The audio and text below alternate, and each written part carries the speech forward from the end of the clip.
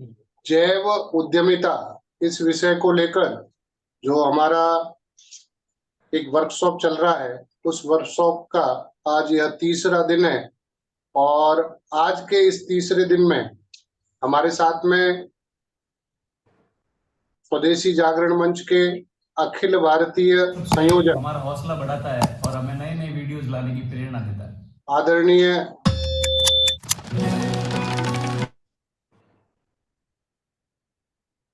जी, सभी को सादर प्रणाम। जी, सभी को सादर प्रणाम। हाँ दुबे जी, सादर प्रणाम। जी, आदरणीय आर सुंदरम जी, अपने अखिल भारतीय संयोजक स्वदेशी जागरण मंच, आज हमारे साथ इस पूरे वेबिनार में रहेंगे। और आज अंत में उनका मार्गदर्शन भी हमें प्राप्त होगा। आज के इस सत्र में अध्यक्षता के नाते हमारे बीच में कुरुक्षेत्र विश्वविद्यालय के कुलपति आदरणीय सोमनाथ सचदेवा जी, वो आज हमारे बीच इस सत्र में अध्यक्षता कर रहे हैं। सोमनाथ सचदेवा जी,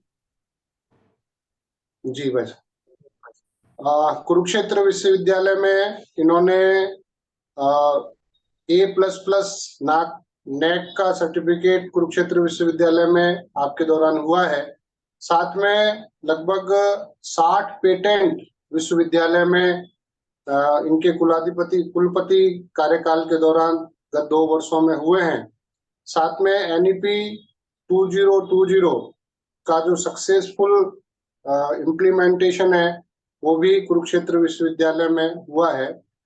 2 इंक्यूबेशन सेंटर इन्होंने शुरू किए हैं, जिन्होंने 4 स्टार्टअप पिछले 2 साल में दिए हैं।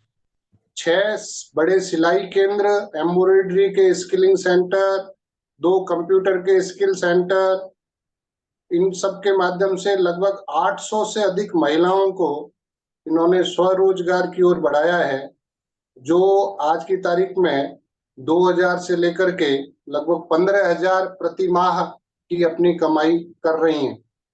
ऐसे सचदेवा जी हमारे स्वदेशी जागरण मंच के उत्तर क्षेत्र के संयोजक भी हैं, तो आज हमारे बीच रहेंगे। जैसा हमने देखा, गत 2 जो सत्र हुए, उसमें जैव उद्यमिता, जो माननीय आदरणीय राजकुमार मित्तल जी की जो पुस्तक समग्र रूप से जिसका विमोचन सवाई माधोपुर में माननीय कश्मीरी लाल जी, आर सुंदरम जी, इन सबके हाथों से हुआ, उसी जैव उद्यमिता विषय पर आज का हमारा यह सत्र चलेगा। और आज हम जो है उसमें चौथा और 5वां जो चैप्टर है, उस विषय में, और जो मूल रूप से किस प्रकार से हमें उद्यम शुरू करने हैं, उन सारे विषयों पे आज हमें आदरणीय सतीश कुमार जी, जो हमारे अखिल भारतीय सह संगठक हैं स्वदेशी जागरण मंच के, और जैसा कि परिचय पूर्व में आया है, आदरणीय सतीश कुमार जी के मार्गदर्शन में स्वावलंबी भारत अभियान पूरे देश भर में अपनी ऊंचाइयों को छू रहा है। और इस अभियान के अंतर्गत 20 से अधिक हमारे समवैचारिक संगठन और बड़े बड़े अन्य संगठनों के साथ मिलकर के अलग अलग आयामों पर हम कार्य कर रहे हैं। और स्वावलंबी भारत अभियान पूरे भारत को 2047 की जो कल्पना है, उसमें हम कैसे विकसित भारत बनाएं और हर युवा किस प्रकार उद्यमी बने, उसका जन जागरण अभियान विभिन्न माध्यमों से विभिन्न विश्वविद्यालयों महाविद्यालयों में हो रहा है। सभी कार्यकर्ता पूरे देश भर में लगे हैं और उनके प्रेरणा स्रोत आदरणीय सतीश कुमार जी आज हमें इस जैव उद्यमिता विषय पर आज का अपना उद्बोधन, जो अलग विषय है, उस पर देंगे।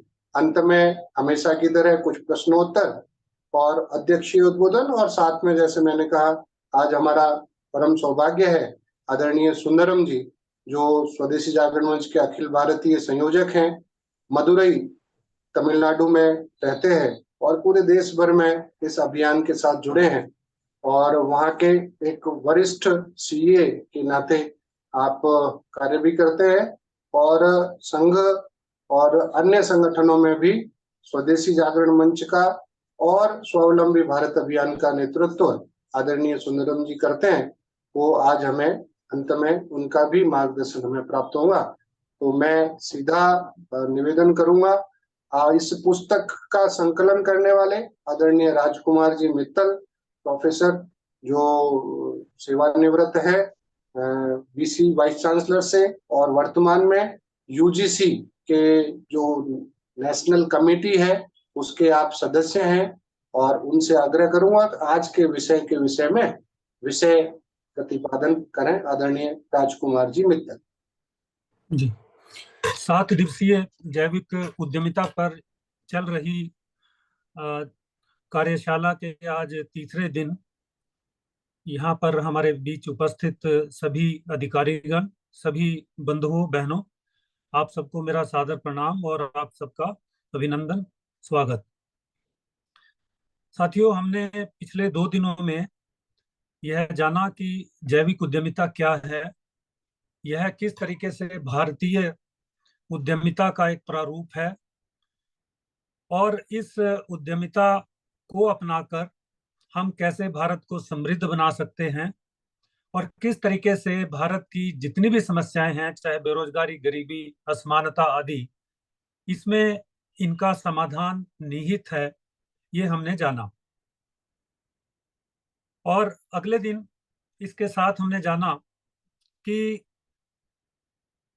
कुछ मुख्य बिंदु, जैसे कि क्या उद्यमिता शुरू करने का कोई समय होता है क्या, तो हमने देखा कि नहीं, किसी भी उम्र में इसको हम शुरू कर सकते हैं। हमारे मन में शुरुआत करने से पहले अनेक संशय और एक fear of failure, uncertainty, risk, बहुत सारे सवाल आते हैं जिनके डर से हम आगे इस कार्य में नहीं बढ़ पाते। उनसे कैसे उभरा जाए, ये भाई साहब ने हम सबके समक्ष एक सिंपल, सरल शब्दों में उदाहरणों सहित बताया, और बताया कि किस तरीके से जो हमारी आसपास या हमारे जो संबंधी मित्र या अपनी जो पूंजी है छोटी मोटी, उसका प्रयोग करके हम किस तरीके से छोटे से बड़ा उद्यम खड़ा कर सकते हैं, ये बातें अभी तक हमने कवर की। आज के इस सत्र में एक छोटे उद्यम से बड़ा सफल व्यवसाय कैसे खड़ा करें और उद्यमिता की सफलता के क्या बिंदु हैं, सूत्र हैं, क्या रणनीति हमारी होनी चाहिए, किस तरीके से आगे बढ़ना चाहिए, इन बिंदुओं पर आज चर्चा होगी मुख्य रूप से। कि कहाँ पर उत्पादन हो, किस सेंटर पे हो, क्या डर है उनका कैसे समाधान हो, और कैसे अपने अंदर आत्मविश्वास बढ़ाएं, पढ़ाई हम कैसे करें, अपनी कैपेसिटी बिल्डिंग कैसे करें, और किस तरीके से जो उद्यमिता है वो जॉब की बजाय, एम्प्लॉयमेंट की बजाय एक अच्छी क्वालिटी जॉब हमें देती है। बस 1 मिनट में भाई साहब मैं एक एग्जांपल देना चाहूंगा यहाँ पर। एक सक्सेस स्टोरी है, विजय, जो सॉफ्टवेयर इंजीनियर मध्य प्रदेश से, बैतूल के दुनावा गांव से, उन्होंने पुणे में पढ़ाई की, सॉफ्टवेयर इंजीनियरिंग की पढ़ाई के बाद एमएनसी में काम किया, और काम के दौरान जब घर से उनके पिताजी बीमार हुए तो उनको घर वापस आना पड़ा, और गांव में उनकी 17 एकड़ के करीब जमीन थी, जिसमें से कुछ बागवानी होती थी, कुछ पे खेती होती थी। और जब उनको कुछ दिन वहां पर ज्यादा लगाने पड़े तो उनको समझ आया कि इस खेती से मात्र 3-4 लाख रुपए की सालाना आय होती है। तो उन्होंने सोचा कि क्यों ना इसके 7-8 एकड़ भूमि पर एक आम लगाने का एक बगीचा लगाया, और लगभग 30 से ज्यादा किस्म की, जैसे लंगड़ा, चौसा, हापुस, दशहरी, अल्फांसो आदि सभी किस्म के आम उन्होंने उगाए, और कुछ 1-2 साल स्वयं उनको बेचा, और उसके बाद उसको कॉन्ट्रैक्टर पे उसको दे दिया, और उससे उसकी 10 से 12 लाख की आमदनी साल में होने लगी। और जो जमीन थी कुछ उसको भी प्रयोग किया, तो कुल मिला के उसकी 15-16 लाख रुपए जो आय हुई। तो उसको लगा कि मैं किस तरीके से अपने गांव में अपने संबंधियों के साथ रह के क्वालिटी टाइम और एक बड़े शहर की जो जद्दोजहद होती है उससे बचकर अपना उद्यम खड़ा कर सकता हूं। तो मुझे लगता है कि खेती हो, चाहे वो छोटे छोटे लघु उद्योग हो, चाहे सेवाएं क्षेत्र हो, चाहे इंफ्रास्ट्रक्चर हो, हमारे सामने बहुत सारी संभावनाएं हैं जिनका प्रयोग कर हम एक सफल उद्यमी बन सकते हैं। उसके बारे में और बारीकियों को आज हम सबके समक्ष समझाने के लिए माननीय श्री सतीश जी से आग्रह है कि आप अपने आज के इस हमें मार्गदर्शन दें। जी भाई साहब।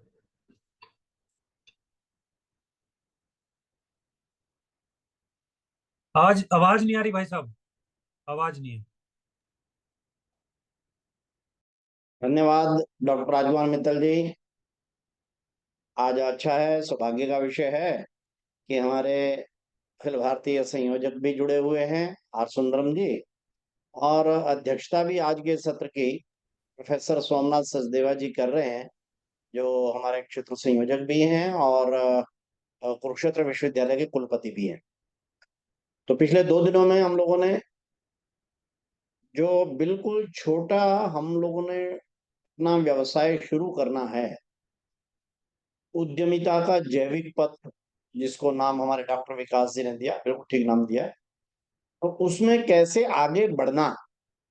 तो कल हमने आइडिया क्या होता है, उसका सीड मनी क्या होता है, उससे कैसे हम शुरू कर सकते हैं, इस सारी बातों की प्रक्रिया कर ली थी।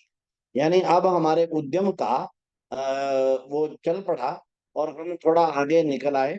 और पहला उत्पादन हम आगे निकल आए और अब हम कहाँ से शुरू करें। हम निपुणता भी प्राप्त कर ली हमने, उसकी स्किल ट्रेनिंग वगैरह भी अच्छी कल हमने चर्चा की, ले लेनी चाहिए, वो हमने ले ली। सीड मनी की हमने व्यवस्था कर ली, आइडिया की चर्चा कर ली, बाकी सब घर से कैसे किस उम्र में शुरू करना, ये सब चीजें हम कल कर चुके हैं। आज हम थोड़ा और आगे बढ़ रहे हैं और वो सबसे प्रमुख कोर एरिया है हमारे बिजनेस का होता है, वो है ऑफिस कहाँ बनाएं, मार्केटिंग कैसे करें, यानी ग्राहक कैसे ढूंढें, फाइनेंस कहाँ से जुटाएं, कल को आगे बढ़ना है, और कंप्लायंस के इश्यूज आते हैं, यानी कागज पत्री कानून जीएसटी वगैरह, ये वो उससे कैसे निपटे। तो ये कोर एरिया है हमारे किसी भी छोटे बिजनेस को जब हम शुरू करते हैं, काम को शुरू करते हैं उस समय। तो इसमें जरा ध्यान करने वाली बात क्या है भाई, सबसे पहली बात आती है कि सीड मनी मिल गया और हमने एक्सपर्ट भी हो गए उस काम में, और आइडिया तो था ही, सारी चीजें अच्छी हो गई। तो हमारे को सबसे पहले ऑफिस कहाँ बनाना, कहाँ उत्पादन केंद्र शुरू शुरू करना है, बिल्कुल। तो उसके लिए कहा कि ऑफिस या जो उत्पादन केंद्र है वो अपने घर पर बना लीजिए। हम कोई फैक्ट्री की बात नहीं कर रहे, कोई टाटा की ना, हम तो अपना 10-20 हजार से कोई छोटा सा काम उससे शुरू कर रहे हैं, उसकी बात कर रहे हैं। तो इसलिए वहां से शुरू करें। वहां से लगता है कि थोड़ा कहीं पर कोई ऐसी जगह मिल रही है मेरे को जिसका कोई बहुत किराया वगैरह है नहीं, बिना किराए के है, या वो छोटा मोटा किराया वाला है, तो उसको अगर हम करते हैं तो वो काफी जो है चीजें ठीक आती हैं। देखो आवाज और उसमें थोड़ा फर्क आ रहा है, देखो जरा। तो इसलिए हमारे को यहाँ पर जरा ध्यान करना चाहिए। कई बार आदमी कहते हैं, मेरे को एक बताया कि बैंक के लोन देने वालों ने कहा कि हम तो पहले आपका ऑफिस देखेंगे, अगर अच्छा ऑफिस बड़ा ठीक ठाक कुर्सी मेज एसी वेसी सब कुछ ठीक ठाक होगा तो हम आपका लोन पास करेंगे, नहीं नहीं तो हम लोन पास नहीं करेंगे। अपनी विचित्र स्थिति हो गई भाई। तो इसलिए हम लोगों को इसमें से बचना चाहिए शुरू में। जैविक जो हम लोग एंटरप्रेन्योरशिप शुरू कर रहे हैं उसमें हमारे को शुरू में इसका जरा ध्यान करना है, साफ सफाई तो हो, और तड़क भड़क बड़े बोर्ड एसी महंगी कुर्सी मेज लगाकर हमने 2-3 लाख रुपए इसी बात पे खर्च करके किया, ये ऐसा शुरू नहीं करना चाहिए। हाँ, वहां ना होने पर आता है, नहीं आ रहा है होने पर, मेरा समझने में आसानी हो। तो हमारे को इस चीज को जरा ध्यान करने वाली बात है कि ये तड़क भड़क से बड़े उससे शुरू करने वाला दिखने वाला इस प्रक्रिया से बचना चाहिए। या मैंने ये पहला वाला उदाहरण दोबारा कोट किया है कि एप्पल कंप्यूटर को बनाने वाले स्टीव जॉब ने, आपने को पता है उसका पहला वर्क स्टेशन कौन सा था? एक बंद पड़ी गैराज थी। यानी उसके पिताजी के एक दोस्त थे, उसको उनकी एक गैराज थी जो बंद पड़ी रहती थी, क्योंकि उन्होंने मकान में अपनी गाड़ी खड़ी करते थे। तो ये गया उनके पास, सर मेरे पास तो कुछ है नहीं, आप पता है मैं उनका बेटा हूँ और मैं अपना एक छोटा काम शुरू करना चाहता हूँ, आपकी गैराज बंद पड़ी है, उसकी मैं सफाई मेंटेनेंस रख दूंगा, ये तो मैं पूछ सकता नहीं। उन्होंने कहा हाँ ठीक है, कोई नहीं, बस सफाई इसमें ठीक ठाक रखना बाकी। आज की एप्पल कंपनी का जो पहला वो है, वो ऑफिस बंद पड़ी गैराज था, इसको जरा ध्यान करिए। और ये BTW बिट्टू टिक्की वाला का तो उसकी तो रेडी ही थी। और ये जो फ्लिपकार्ट बड़ी भारी इस समय पर, वॉलमार्ट जो कंपनी है, इसको शुरू करने वाले अमित बंसल, और इसकी कैसी कहानी है? तो शुरू का अपना जो ऑर्डर है वो सप्लाई करने के लिए खुद मोटरसाइकिल के ऊपर रहकर और वो गए, जिसको तो ध्यान करिए, मोटरसाइकिल पर अपने रखकर उन्होंने नहीं देखा कि बड़ा भारी कोई वाहन चाहिए, ट्रक चाहिए, कोई चार क्या नाम है सामान उतारने वाले रखूं, मैं जरा कोट सूट के साथ चलूं ना, ऐसा कुछ नहीं। उसकी बजाय उन्होंने इस बात को ध्यान रखा कि नहीं भाई, इसी से शुरू कर। तो शुरुआत में बहुत छोटे, सिंपल और बिना खर्चे वाले, खासकर अनुत्पादक चीजों की बजाय, अनुत्पादक क्या है, मेज कुर्सी, इसके ऊपर क्यों बड़ा खर्चा करना शुरू में? कोई घर की सिंपल अपनी दो कुर्सियां अपने ऑफिस में रख लीजिए ना, क्या जाता है, अच्छी वाली कुर्सियां घर वाली ही उठा के रख लीजिए, कोई अपने घर का ही गुलदस्ता रख के इसको सजा लीजिए। खर्च कहाँ करना है? जो बिल्कुल प्योर उत्पाद एरिया जो एक्चुअली है, तो आपके पास सीड मनी 40-50 हजार लाख या बहुत छोटी है अभी, इसलिए उत्पादक चीजों पर सीड मनी खर्च करना, अनुत्पादक चीजों पर नहीं, उसकी तो व्यवस्था इधर उधर से कर लेना। तो छोटा ऑफिस बिना किराए वाला या न्यूनतम किराए वाला, या घर के ऊपर भी या कहीं पर भी ऐसी जगह पर करने से ये चीजें ठीक ठाक जाती हैं। इसी में एक उदाहरण दिया है हाथरस के नितिन जी का। यहाँ BMC लिखा है, वैसे ये BMB मसाले हैं। ये BMB मसाले वाले उन्होंने कहा से शुरू किया? 17 साल की उम्र में शुरू किया जाना इसने। कोई पढ़ाई कर रहा था ये नितिन, पिताजी को कहा मैं मसाले बेचने का काम शुरू करता हूँ। अब वार्षण परिवार था तो उन्होंने कहा हाँ ठीक है शुरू करो। और उसकी जो पहली थैलियां वैलियां सुननी थी, इसने अपनी माताजी को और अपनी भाभी जी को, उन दोनों को लगाया कि भाई आप ये करो जरा। और थैलियां वैलियां तैयार करने का काम उसने घर में मसाला बनाया, और घर में मसाला बना के वहां पर मोपेड के ऊपर और वो लेकर जाते थे। जरा ध्यान करिए, यानी घर की माताएं बहनें थैलियां सिल के उसकी पैकेजिंग करती थी, ये मोपेड जाकर बेचते थे। आज 70 करोड़ का टर्नओवर है, अलग बात है, आज सब कुछ जुड़ गया होगा। ऐसे ही दूसरा जो उदाहरण दिया वो तो उससे भी बड़ा है। ये जो washing powder Nirma, washing powder Nirma, आज तो वो भारत का सीमेंट इंडस्ट्री का बड़ा वो हो गया है, बड़ा भारी नाम हो गया है। किंतु ये निरमा के करसन भाई, ये अपनी साइकिल पर इसकी वॉशिंग पाउडर यानी निरमा वाला वॉशिंग पाउडर की थैलियां रखकर गली गली में बेचते थे। आजकल के कई बार शुरू करते समय ना बड़ा भारी सोचते हैं कि हाँ 2 मजदूर लगाएंगे, ये करेंगे, आप तो साफ बन के खड़े देंगे, मार्केटिंग फलाने ठिकाने। जरा ध्यान करिए भाई, जो भी सक्सेसफुल बिजनेसमैन हैं ऑर्गेनिक रूप से शुरू करते हैं, वो स्वयं से परिवार के लोगों को मिला मिलू के ही शुरू कर लेते हैं। वो इन चीजों पर ज्यादा खर्च नहीं करते। ये जरा शुरुआत की चीजों में ध्यान रखने वाली बात है। और उससे अगली बात है लोकल संबंध मार्केट की पहली उपलब्धि। जरा ध्यान करना, आपको माल बेचना होता है तो निकल दीजिए, आपको माल बेचना होता है तो आप क्या करते हैं, कहाँ बेचना? सबसे पहले अपने लोकल एरिया जहां पर भी आप रहते हैं या जहां पर भी आपका ऑफिस है, उत्पादन केंद्र जो भी है, उसके लोकल की मार्केट ढूंढनी चाहिए। लोकल ग्राहक आएगा, क्यों? सबसे पहले ग्राहक जो है वो संपर्क और संबंध के आधार पर आते हैं। तो स्वाभाविक है आप जहाँ रहते हैं उसके अड़ोस पड़ोस के एरिया में तो आपका कोई ना कोई संपर्क संबंध होंगे। मैं दिल्ली में थी तो ज्वेलरी की शॉप अपनी, नाम भी लेने में अर्ज नहीं है, अपने प्रवीण जी हैं, वो उन्होंने ज्वेलरी की दुकान खोली।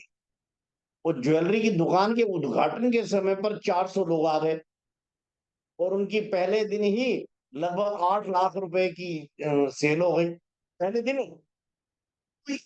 क्योंकि उनके अड़ोस पड़ोस के संपर्क संबंध के कारण से लोग ही आ गए। तो मार्केटिंग की जो समस्या या मार्केटिंग जो काम होता है वो सबसे पहले आपको लोकल संपर्क संबंध के आधार पर मिलता है, इसको जरा ध्यान रखिए। तो इसलिए हमारे को अपना जो भी उत्पाद हो या सेवा हो, इवन यूट्यूब है या आप नमक बेचते हैं या आप कुछ अचार बेचते हैं या कपड़ा बेचते हैं, वो अलग विषय है, वो पहले आ चुके हैं।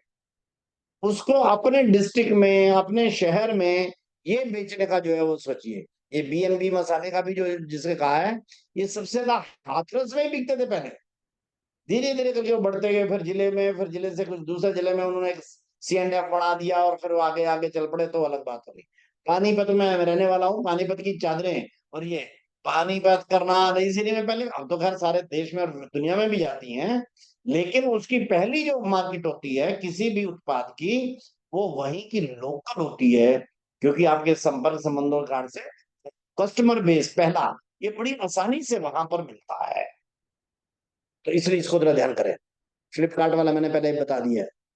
और इसका फायदा क्या रहता है कि ट्रांसपोर्ट तो आपका बचता ही है, समय भी बहुत बचता है, और संबंधों के कारण से आपको शुरुआती कनेक्शन जो है वो बड़ी आसानी से मिल जाते हैं। इसलिए लोकल से शुरू करना, स्थानीय मार्केट से और उसमें शुरू करने से बहुत अच्छा जाता है। थोड़ा हम आगे बढ़ रहे हैं। मार्केट और ग्राहक, अब ये बड़ा मामला होता है भाई। बहुत से लोग आते हैं, या दिल्ली में मैं हूँ तो बैठक में भी आते हैं और कभी बहनें भी आती हैं, कहती है भाई साहब हमने माल तो बड़ा अच्छा बनाया है, बड़ा ठीक ठाक है, किंतु बिकता नहीं है। और मार्केट में मैं उनसे पूछता हूँ जिनको भी आपने बेचा वो दोबारा आते हैं क्या? तो कई बार आते हैं, कई बार नहीं आते। तो मैंने कहा आपका माल अच्छा है आपको कैसे पता है? तो जरा ध्यान करिए, आपको माल बेचने के लिए, ग्राहक ढूंढने के लिए प्रचार या बाकी सब पे इतना फोकस करने की जरूरत नहीं। आप ये देखिए कि आपके माल की क्वालिटी भाई है क्या। माल की क्वालिटी हो, सेवा की क्वालिटी हो, इस पर फोकस करो जरा। ये अगर बढ़िया हुई ना, तो जरा ध्यान करना, हम लोग क्या करते हैं, हम चीजों को बेचते हैं। मेरा कहना है कि आप बेचिए मत, चाहे आपकी छोटी है बड़ी है, आप चिंता मत करिए, आप बेचिए मत, आप ग्राहक को खरीदने दीजिए। आप कहेंगे ये भाई साहब ये क्या फर्क है, बेचिए मत ग्राहक को खरीदने दिए। हाँ, ग्राहक को अपने उसका प्रोडक्ट के बारे में परिचय दीजिए, उसकी विशेषताएं बताइए, उसकी क्वालिटी के बारे में बताइए। उसको जब विभिन्न पहलुओं के बारे में बताएंगे तो ग्राहक अपने आप खरीदने का मन बनाता है। जब आप जबरदस्ती बेचने के चक्कर में रहते हैं कि नहीं नहीं भाई साहब ले लो, भाई साहब ले लो, या मैं ये तो बड़ा अच्छा है, ये है वो है, वो समझ जाता है कि ये मेरे को जबरदस्ती को चेपना चाहता है, तो वो हाँ हाँ हाँ करके अंत में आपको वहीं का छोड़ जाता है। जबकि आप निश्चिंत रहते हैं, आप बेचने के लिए भाई साहब ये ले लो ऐसा कहते ही नहीं है, कहते भाई साहब ये है आपकी क्वालिटी है। और अगर वो नहीं भी ले रहा तो भी कोई बात नहीं, बहस तो कभी भी करना नहीं, बहस नहीं करना ना। और इसको जरा ध्यान रखिए कि ग्राहक जो है ये आपका बहुत बड़ा शिक्षक होता है, ग्राहक। और आपका ग्राहक जो है वो उसकी क्या नाम है, जब क्वालिटी जो है वो क्या चाहता है, इसको समझने की कोशिश करें। मानो पहला ग्राहक आया, वो आपकी चीज खरीदता है या नहीं खरीदता ये बाद में देख लेंगे, एक बार उसको समझने की कोशिश करो कि वो क्या चाहता है। आप अपनी क्वालिटी बताइए और उसकी समझिए, इसमें से ग्राहक की मार्केटिंग का आपका मामला डेवलप हो रहा है। आप तुरंत बेच के तुरंत मेरे को आज पैसा मिल गया क्या, इसकी जल्दबाजी मत करिए। आपका बिकेगा भी जल्दी, चिंता मत करिए, लेकिन आप जल्दबाजी मत करिए। आप उसकी ग्राहक की जो इच्छा है उसको समझने की कोशिश करो और अपने प्रोडक्ट बताने की करो। और अगर वो बिना खरीदे भी चला भी जाता है ना, तो आप चिंता मत करिए, आपने उसकी इच्छा समझ ली है, आपने अपनी क्वालिटी का फर्क समझ लिया है, तो आप क्वालिटी इंप्रूव करिए, ये ग्राहक वापस आएगा ही। जरा ध्यान करना। तो इसलिए आपके प्रोडक्ट या काम की क्वालिटी गुणवत्ता अच्छी रही तो ग्राहक जो है वो खींचा चला आएगा। आपको एक बड़ा उदाहरण, मैंने तो बहुत से उदाहरण देता हूं। मैं जम्मू में था, जम्मू में रघुनाथ बाजार के कोने के ऊपर नहीं, एक सनसेट, और वो रेडी लगाते थे किसकी, हलवे की, आज भी शायद लगती है। सवेरे के समय वो 20 रुपए का एक पत्ता देते थे हलवे का, बड़ा अच्छा। लेकिन वो इतना अच्छा, खासकर सर्दियों में तो गरम गरम वो लाइन लगती थी, और वो सवेरे 6 बजे आते थे और 9 बजे जब तक मेन बाजार खुलता था तब तक वो समाप्त करके चले जाते थे, ताकि जिसने दुकान खोलने खोल लो। सवेरे 6 और 9 के बीच में ही वो सारे दिहाड़ी की अपनी वो करके चले जाते थे। ग्राहक वहां खिंच खिंच के आते थे, वेट करनी पड़ती थी, क्योंकि वो गरम गरम बना के इतनी अच्छी क्वालिटी का। जरा ध्यान करना, क्वालिटी जो है यही केवल एक चीज है जो ग्राहक को खींच कर लाती है। बाकी विज्ञापन, प्रचार, आपकी बातें, ये बात की बात होती है। तो इसलिए इसको ध्यान करके हम जो जब करेंगे तो वो चीजें ठीक आ जाएंगी। एप्पल के फोन के उत्पादन के बारे में भी यही चीजें हैं भाई। एप्पल का फोन का उत्पाद जो है, आप जरा देखो, लाइन लगाकर बिकता। क्यों बिकता है भाई? बाकी के तो नहीं बिकते ऐसे। एप्पल 13 या 14 आना है उससे पहले ही हो जाता है। और मेरे को तो आश्चर्य होता है कि आजकल के जमाने में भी और प्रत्येक स्टोरों के ऊपर लाइन लगती है एप्पल के लिए, इतना महंगा होता है। सबके दिमाग में एक बैठ गया है कि एप्पल वाला ये नई क्वालिटी लाएगा और नया ही प्रोडक्ट रहेगा। इसलिए क्वालिटी और नयापन के कारण से एप्पल के स्टोरों पर लाइन लगती है। मैंने जयपुर की लस्सी वाले का भी उदाहरण दिया था। मेरे को ही लस्सी लेने में आधा घंटा लग गया, लस्सी लेने में, और 40 रुपए का दे रहा था, जबकि आम रेट 20, 22, 25 रुपए तक का था। क्यों? क्योंकि उसमें फ्लेवर, उसकी क्वालिटी वो रहती ही ऐसी है कि भाई लोग लाइन लगा कर देखते हैं। इसलिए मार्केट और ग्राहक का नियम है, क्वालिटी बढ़ाइए, ग्राहक खींचा चला आएगा। थोड़ा आगे चलाते हैं। मार्केटिंग बड़ी ग्राहक संख्या का पहला, दूसरा व तीसरा आकर्षण बिंदु है गुणवत्तापूर्ण उत्पाद। इसको स्ट्रेस करने के लिए मैंने कहा, मैं पक्के उसमें हूं, जितना भी मैं लोगों से मिला हूं, जितने भी आज तक मिला हूं या मैंने पढ़ा है या बाकी सब किया है, अगर उनका प्रोडक्ट क्वालिटी वाला है तो उनके यहाँ ग्राहकों की लाइन लगती लगती है। और जो व्यक्ति कह रहा है कि मेरा सामान नहीं बिक रहा है या ग्राहक आते नहीं जी, या एक बार आते तो दोबारा नहीं आते, तो आपकी क्वालिटी जो है वो उसको मैच नहीं कर रही, बस इसलिए उसको फोकस करिए। एक दूसरा विषय क्या होता है, क्वालिटी के बाद आता है, वो है आपका ग्राहक से व्यवहार कैसे। देखो हम सब मनुष्य हैं, तो क्वालिटी प्रोडक्ट तो चाहिए, लेकिन दूसरा मनुष्य को क्या चाहिए होती है कि सामने वाला बड़े अच्छे ढंग से बात करता है। बिट्टू टिक्की वाला या के सतीराम जी यादव जब अपने कार्यक्रम में आए थे, तो मैंने उनसे पूछा, मैंने कहा आपकी शुरू में आपकी सेल क्यों ज्यादा होती थी बाकी रेडियो की बजाय? रेडियो तो वहां और भी कहीं लगती थी। उन्होंने कहा साहब ऐसा है कि दो चीजें, मैं एक तो मैं सफाई बड़ी अच्छी अपनी रेडी की रखता था, सामान की रखता, हाइजीन मेरा बड़ा अच्छा, एक। और दूसरा उन्होंने क्या कहा, दूसरा उसने कहा कि मैं जो भी वहां आता था तो madam ji, sir ji, please जरा इसको टेस्ट करके देखो सही, देखिए देखिए आपको आनंद आ जाएगा।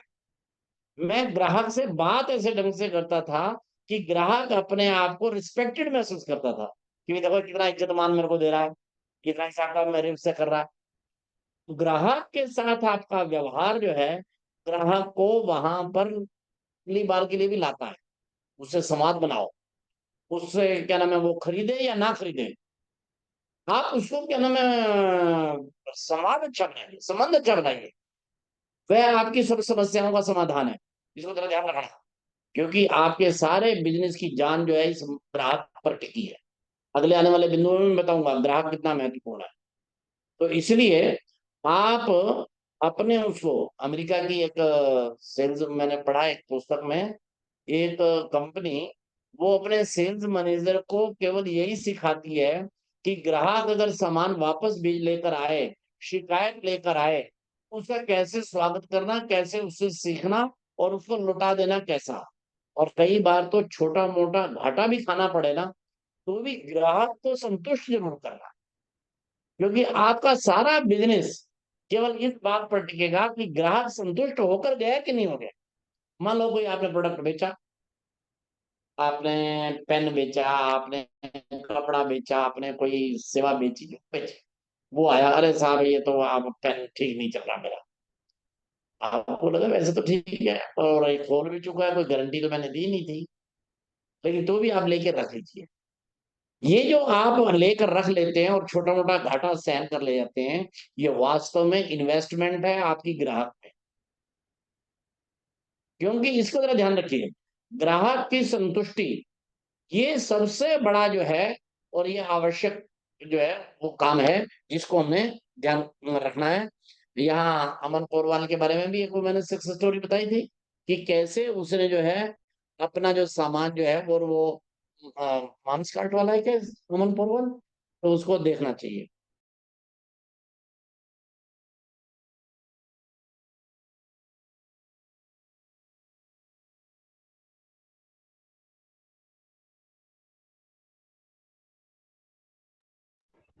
ठीक है, तो देखेंगे अगला।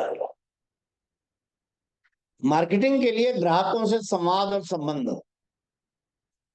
एक तीसरा है, पहला है क्वालिटी, दूसरा है संवाद संपर्क संबंध, और तीसरा एक और भी रहता है, वो है साफ सफाई। यहाँ पर भी आपका चाहे छोटा है, सिंपल है, साफ सफाई तो रख सकते हैं आप, पानी पीने की व्यवस्था तो वहां ठीक से रख सकते हैं, आपके वहां नजदीक का जो कोई वॉशरूम है वो है, वहां पर दुर्गंध ना हो इसकी व्यवस्था तो कर सकते हैं। आदमी ये चीज भी देखता है। मैं मुंबई के कार्यक्रम में था, वहां अध्यक्षता करने के लिए प्रशांत करोड़ वाले आए थे। प्रशांत करोड़ वाले उन्होंने मेरे को बताया, कहने लगे कि मैंने कहा कि आपकी बिक्री क्यों इतनी ज्यादा होती है, 280 करोड़ का टर्नओवर है, 280 करोड़ का। उन्होंने कहा कि ऐसा है कि मिठाई में लोगों को ये होता है भाई इसमें बड़ा खराब होता है, गंदे हाथ लगाते हैं। मैंने उनको वहां पर अपने जहां कर्मचारी बना रहे हैं मिठाई, चारों तरफ शीशे लगा दिए हैं, शीशे, और लोगों को कहा है कि आप आकर देखिए। आप बाहर से अंदर सामने मिठाई बन रही है आपके, मेरे कारीगर बना रहे हैं। उन्होंने सब ऊपर से ये गुलदस्ता, हाथ के दस्ताने, ये वो एवरीथिंग ठीक बैठे हैं, और साथ में लिख दिया है मेरे यहाँ पर आपने छोटी सी भी गंदगी निकालो और नीचे मेरे ऑफिस से 1,000 रुपया ले जाओ। मैंने कहा अच्छा फिर। क्या लगे लोग आते हैं केवल यही देखने के लिए कि शीशे में से देखते हैं कि कैसे हलवाई बना रहे हैं। मैंने कहा कि अच्छा कईयों को आपको 1,000 रुपया देना भी पड़ा, क्या आज तक 3 बार देना पड़ा। मैं कहा फिर तो 3,000 का तो घाटा हो गया उस दिन का। क्या नहीं, एक बार तो मैंने घाटा सहन कर लिया 1,000 रुपए का। अगली बार मैंने अपने जो कर्मचारी हैं उनको कहा देखो भाई, अगर तुम गंदगी रखोगे तो 1,000 रुपया मैं तो देना देना है, अब ये तुम्हारे में से कटे। और उसके बाद से कर्मचारी एक बार जब हुआ और 1,000 रुपए कटे, तो मैंने कहा ये जो तुम 14 लोग खड़े हो तुम सारे में से अब ये कटेंगे, और सबके 80-80 रुपए कट गए। कल के आज का दिन और वो दिन, अब कर्मचारी स्वयं इस बात का ध्यान रखते हैं कि किसी को 1,000 रुपए देने ना पड़े, क्योंकि वो उनकी जेब से जाते हैं। इसलिए हम सब लोगों को जरा ध्यान करने वाली बात तीसरा ये है कि आप थोड़ा पानी पीने की व्यवस्था वहां रखी है, लघु शंका वाले स्थान पर क्या नाम है कोई दुर्गंध नहीं है, तो उनको बैठने के लिए अच्छा स्टूल या कुर्सी दिया है। कितनी देर वो 2 मिनट ज्यादा बैठ जाए इसका कोशिश करते हैं। आप सोचते हैं कई बार क्या सोचते हैं कि माल खरीदा और बस जाए, अगला आए, अगला आए या ना आए, लेकिन आपको इसको भगाने की जल्दी क्यों है। बैठेगा, दो इधर उधर की गपशप आपके साथ मारेगा, संपर्क संबंध बन जाता है, ये औरों को भी बताएगा यार ये जो दुकानदार है ये बहुत अच्छा, या ये जो चीज बेचने वाला बंदा है ये बड़ा बढ़िया। इसलिए ग्राहक आपके यहाँ पर बैठे, इसके लिए साफ सफाई और उसको कैसे वो वहां ज्यादा देर टिका रहे, इसका भी वो ध्यान ध्यान करिए।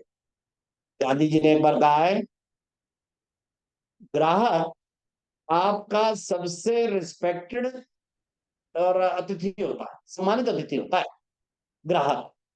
इसलिए इस बात को ध्यान रखिए। तो 3 चीजें, उत्पादन की क्वालिटी, ग्राहक से संवाद संबंध, और साफ सुथरा सुविधाजनक पूर्ण आपका ऑफिस या केंद्र जो भी है, ये 3 चीजें मार्केटिंग की समस्या का समाधान है। ये 100% भी सही है, ये 200% भी सही है। अगर किसी का वो नहीं हो रहा, कस्टमर नहीं आ रहा, आप समझ लीजिए आपकी इन तीनों में से कोई गड़बड़ी हो रही है। इन तीनों चीजों को चेक करो, आपका कस्टमर बेस बढ़ेगा ही बढ़ेगा।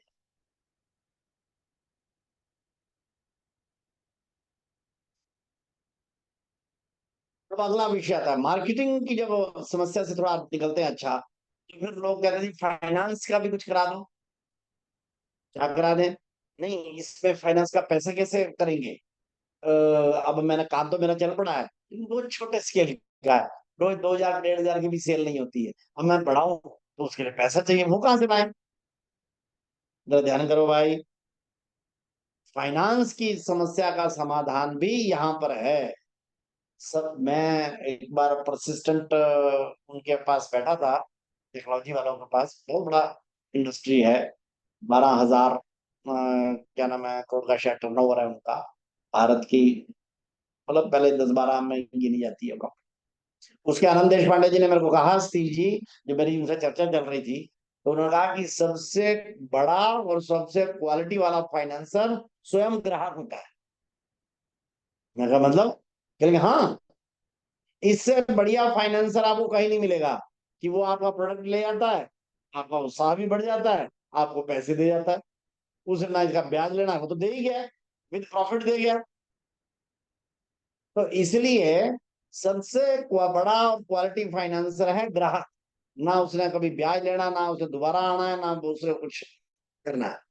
इसलिए इसको जरा ध्यान करिए। इसलिए सेल बढ़ाइए, और सेल से जो पैसा आया उसी को री इन्वेस्ट कर, जरा ध्यान करो, जल्दबाजी नहीं करो, पैसा निकालने की जल्दबाजी नहीं करना भाई। आपकी सेल हुई, शुरू हुआ, आपने 2-3 महीने, 4 महीने, 5 महीने कर रहे हैं, आप पहली व्यवस्था करके रखिए, जो आपका सिस्टम अभी चल रहा है उसमें से पैसा निकालना नहीं है ना, जो थोड़ी कमाई हुई है उसी को री इन्वेस्ट। आपका फाइनेंस है कौन सा है? री इन्वेस्टमेंट। पहला ग्राहक, दूसरा उसी का री इन्वेस्टमेंट, इसको करिए। और जल्दबाजी नहीं करना चाहिए, ऑर्गेनिक ग्रोथ अपने आप जो है वो होती रहेगी। अनुत्पादक विषयों के लिए पैसा ना निकालें भाई, जो उससे संबंधित पैसा है वो तो लगाना ही पड़ेगा। मान लो आपने समोसे बेचने की कोई वो की है, या कोई आईटी या वेबसाइट का सोचा है, तो आपने उससे पैसा निकाल के जो है और घर में दे दिए, या और कहीं पर फिल्म देखने लग गए, या और कोई खर्चा कराए। गर्मियों के दिन है, चलो कुल्लू ही घूम आते हैं, तो भी बन तो गया है, 4,000 रुपया मिल तो गया है। ये गलत बात है। आपको अनुत्पादक विषयों के लिए शुरुआत के अपने सिस्टम में से पैसा नहीं निकालना चाहिए। आपको पैसा जो है वो री इन्वेस्टमेंट करना है, और जो पैसा खर्चा करना है वो उत्पादक चीजों के ऊपर जो है वो खर्च करना चाहिए। सीड मनी जैसा ही यदि ब्याज बिना ब्याज वाला पैसा मिलता हो तो प्रयत्न करो। यानी आप फाइनेंस की हम इश्यू पर बात कर रहे हैं ना, तो फाइनेंस पे सबसे बढ़िया पैसा कौन सा होता है?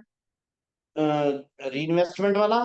उसके बाद जैसे सीड मनी आपने परिवार से इससे उससे इकट्ठी कर ली, हो सकता है आपके परिवार से उससे थोड़ा और भी आपको काम करता देख के, और आपको लगता है यार ये तो ठीक चल रहा है, चलो कोई बात नहीं, इसको दे दो और जरा 40-50 हजार रुपया, लाख 2 लाख रुपया।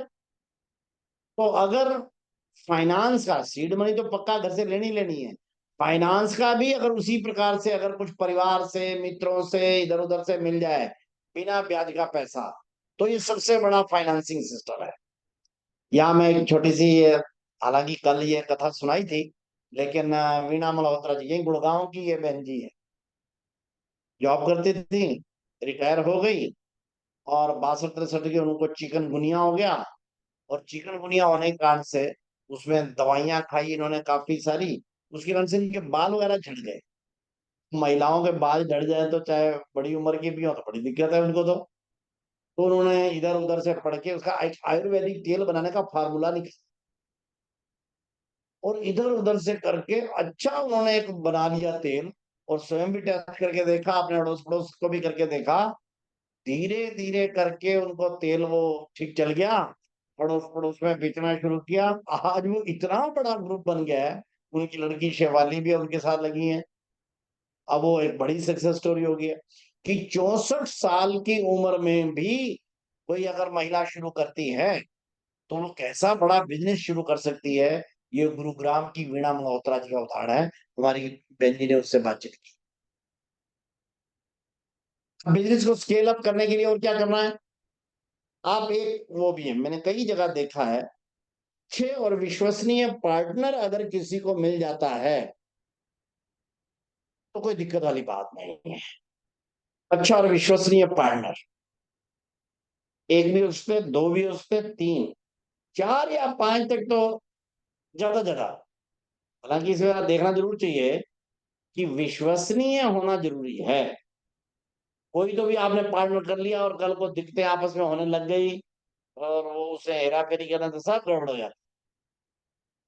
लेकिन अगर कोई विश्वसनीय आपका पुराना साथी, आपका टेस्टेड ट्राइड व्यक्ति है, बिल्कुल ठीक है, आपके साथ उसके एटिकेट्स मिलते हैं, बाकी मिलते हैं, और उसके साथ करते हो, तो कोई हर्ज नहीं है कि सिनर्जी केवल पैसा नहीं आता, उसकी भावनाएं भी आती हैं, उसका समय भी आता है, उसका दिमाग भी आता है, उसका सर्कल भी आता है। तो इसलिए फाइनेंस का तीसरा बड़ा सोर्स होता है कि आप विश्वसनीय पार्टनर अगर एक दो कोई ढूंढ लेते हैं, और यदि आप बड़े स्केल पर जा चुके हैं, आत्मविश्वास से भरपूर हैं, तो फिर आप कोई सरकारी अगर लोन लेते हैं इस स्टेज पर आकर, किसी नाबार्ड से, सिडबी से, कोई बैंक लोन ले लेते हैं, आदि के लिए आईसी का ले लेते हैं, कहीं से भी, अब प्रॉब्लम नहीं है, क्योंकि अब आप बड़े हो चुके हैं, आत्मविश्वास, चीजें समझ भी आ गई हैं। तो ऐसे में अगर आप कोई सरकारी लोन या बैंक लोन लेते हैं तो उससे हर्ज वाली बात नहीं।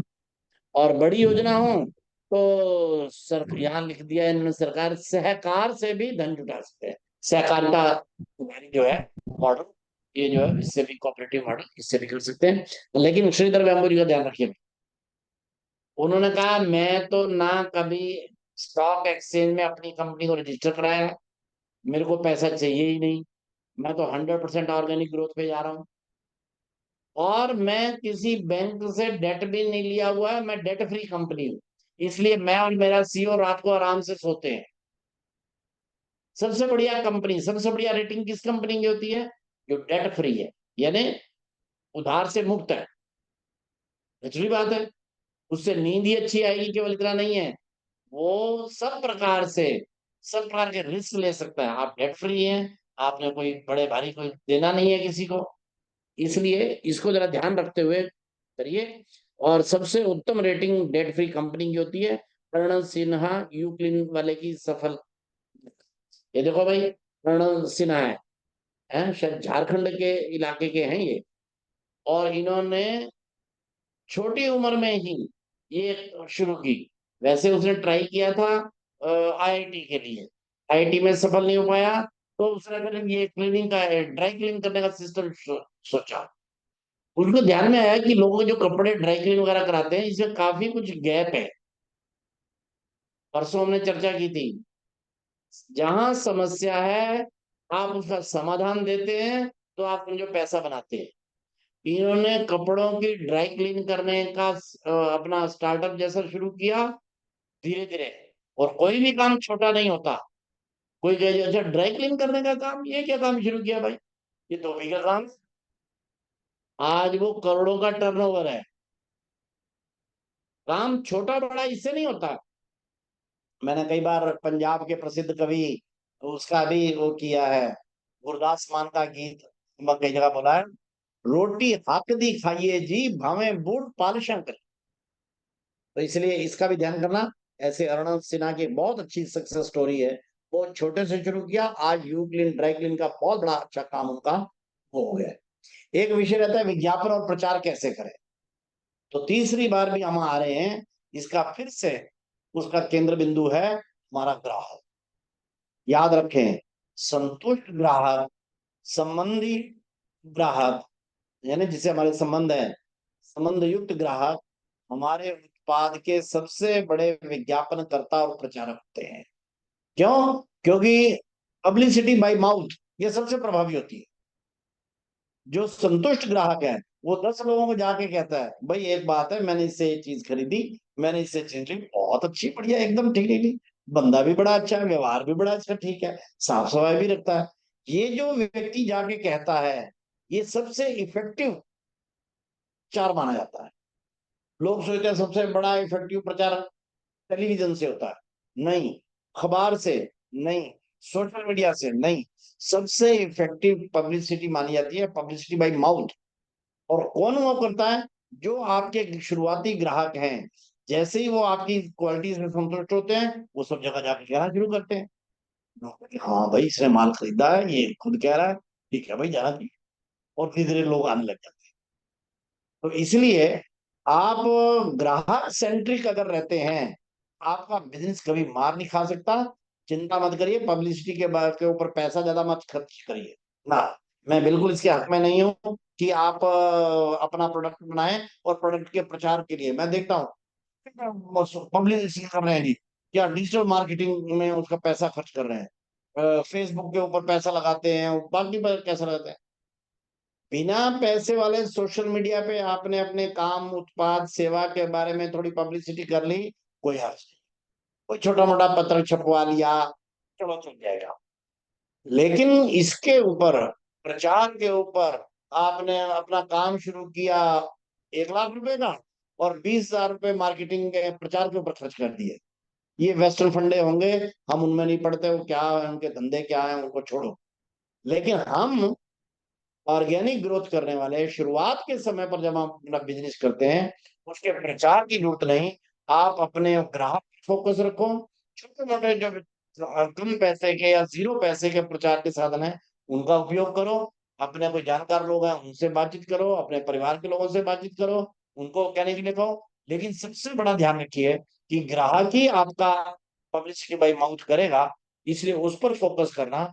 छोटे मोटे मैंने कहा 3 साधनों का उपयोग जरूर हम कर सकते हैं अपने प्रोडक्ट के बारे में, अपने उसके बारे में। एक अंतिम विषय यहाँ पर दिया है और वो दिया है issues of compliance. Issues of compliance क्या है? कागज कानून वगैरह। लोग सोचते भी हम अपने भी तो हमारे को बड़ा रजिस्ट्रेशन कराना पड़ेगा, नहीं तो सरकार के लोग आ जाएंगे कल को परेशान करेंगे। ये भी गलत अवधारणा है, वो बाद में आती हैं चीजें। जैविक उद्यम यानी आप जब शुरू में आप चीजें स्टार्ट करते हैं, तो शुरू में जो चीजें स्टार्ट करने वालों को रजिस्ट्रेशन वगैरह, जीएसटी, इनकी कुछ आवश्यकता होती नहीं। आज भी मैंने अपने बलराम नंदवानी जी से बातचीत की, मैंने पूछा कि कब तक नहीं होती, तो उन्होंने कहा कि सी जी 40 लाख रुपए एनुअल तक की सेल अगर है आपकी, यानी 40 लाख से कम, तो आप समझो आपको कोई जीएसटी नहीं चाहिए, कोई कागज पत्र नहीं चाहिए, कुछ नहीं चाहिए। यानी 3 लाख रुपए हर महीने, 3 सवा 3 लाख रुपए अगर आपकी हर महीने की सेल है, और माइक्रो और शुरुआती ऑर्गेनिक जो 3 लाख रुपए एक महीने में कहाँ होते हैं भाई। और फिर कोई सोचे कि हम इसका ऑफिस खोलेंगे, तो कुछ नहीं, सरकार के कानून में है कि अगर आपका वो 7 से नीचे आपके पास नौकर हैं और क्या नाम है आपका एनुअल टर्नओवर 40 लाख से नीचे है, तो आपको कोई रजिस्ट्रेशन की जरूरत नहीं है। आपको आया भी सही, आपको मेरी सेल इतनी है, 40 लाख से नीचे है और मेरे पास 4 या 3 तो कर्मचारी हैं, इसे कोई लेबर लॉ लागू नहीं होता उनपे, कोई कंपनी रजिस्ट्रेशन नहीं चाहिए, कोई जीएसटी नहीं चाहिए, कोई कागज पत्र कुछ नहीं चाहिए। इसको तो ध्यान रखें। लेकिन हाँ ये अलग बात है कि जब आपने ग्रो करना है, जब आप स्टेबल हो गए, 6-8 महीने, साल, 1.5 साल चल गया, कागज पत्री, कानून, जीएसटी, इसको रजिस्ट्रेशन करने से घबराइए भी मत। कई लोग इसी में घबराने लग जाते हैं कि क्या होगा, अरे वो क्या नाम है, अगर मैं रजिस्टर कर लूंगा तो कल को इनकम टैक्स वाले आ जाएंगे, कल को जीएसटी वाले आ जाएंगे, फलाने आ जाएंगे, तो मैं तो काम करूंगा, मैं कहाँ रजिस्टर रखूं, मेरे को तो पता ही कोई नहीं है, मैं सीए रखना पड़ेगा, वो बड़े खर्चे हो जाएंगे। कुछ नहीं होता है। और अगर छोटा मोटा होता है तो उसका हमारे को करना भी जरूर चाहिए। मैं लुधियाना में था, एक हमारा ही कार्यकर्ता था, वो जुतियों बनाने का काम करते हैं, राजस्थानी परिवार था, वो जुतियां बनाते हैं, सारा मोहल्ला ये ऐसे जुतियां बनाते हैं। वो शायद हमारा कोई मुख्य शिष्य कार्यवाह वाला था, आया मेरे पास, चलो इसकी जी, हाँ एक जगह एक फोन करना है। मैं कहा क्यों फोन करना है? कह लगे वो ना मेरे को तंग करते हैं। मैं काहे को तंग करते? कह लगे जीएसटी वाले। मैं क्या, अच्छा तो तूने जीएसटी नहीं लिया हुआ? कहेंगे नहीं नहीं नहीं मैंने नहीं लिया हुआ। मैं क्यों नहीं लिया? तेरी तो सेल अच्छी होती है भाई। वो कह रहे दीजिए हमारे तो छोटे काम है, एक बार इनके चक्रों में पड़ जाओ ना इन सरकार, ये फिर छोड़ते ही नहीं है। इन बाबुओं को रोज खाए खिलाए। हम कौन से बड़े लोग हैं? ये बड़े बड़े लोगों के काम होते हैं टैक्स देना और ये करना। हम छोटे लोग हम काहे का टैक्स दें? मैंने कहा जरा दोबारा दोहराओ, आप क्या कह रहे हो? कहने लगे कि सी जी मैं कह रहा हूँ कि बड़े बड़े लोगों का काम होता है टैक्स देना, हम छोटे लोग हम काहे को दें? मैंने कहा तीसरी बार दोहराओ। तो उसको शक पड़ गया कि सी जी मैं क्या दोहराऊं सीधे सामने। मैं कहा जो वाक्य तूने अभी बोला था दोबारा बोलो। कह लगे बड़े बड़े लोगों का काम होता है टैक्स देना, कह रहा हम छोटे लोग हैं हम काहे का टैक्स दें? मैं कहा ठहर जा बस अब। मैं कहा बड़े बड़े लोगों का काम होता है टैक्स देना, है ना? तो इसका मतलब क्या हुआ? इसका मतलब ये भी हुआ कि अगर तुम्हारे को बड़ा बनना है तो टैक्स देना चाहिए, और उल्टा भी है, अगर तुम टैक्स देने लग जाओ तो बड़े बन ही जाओगे। तो क्या लगे देने दीजिए, ऐसा नहीं है। मैंने कहा ऐसे ही है। टैक्स देने से घबराते क्यों? अगर बड़े लोग टैक्स देते हैं तो वो घबराते हैं क्या?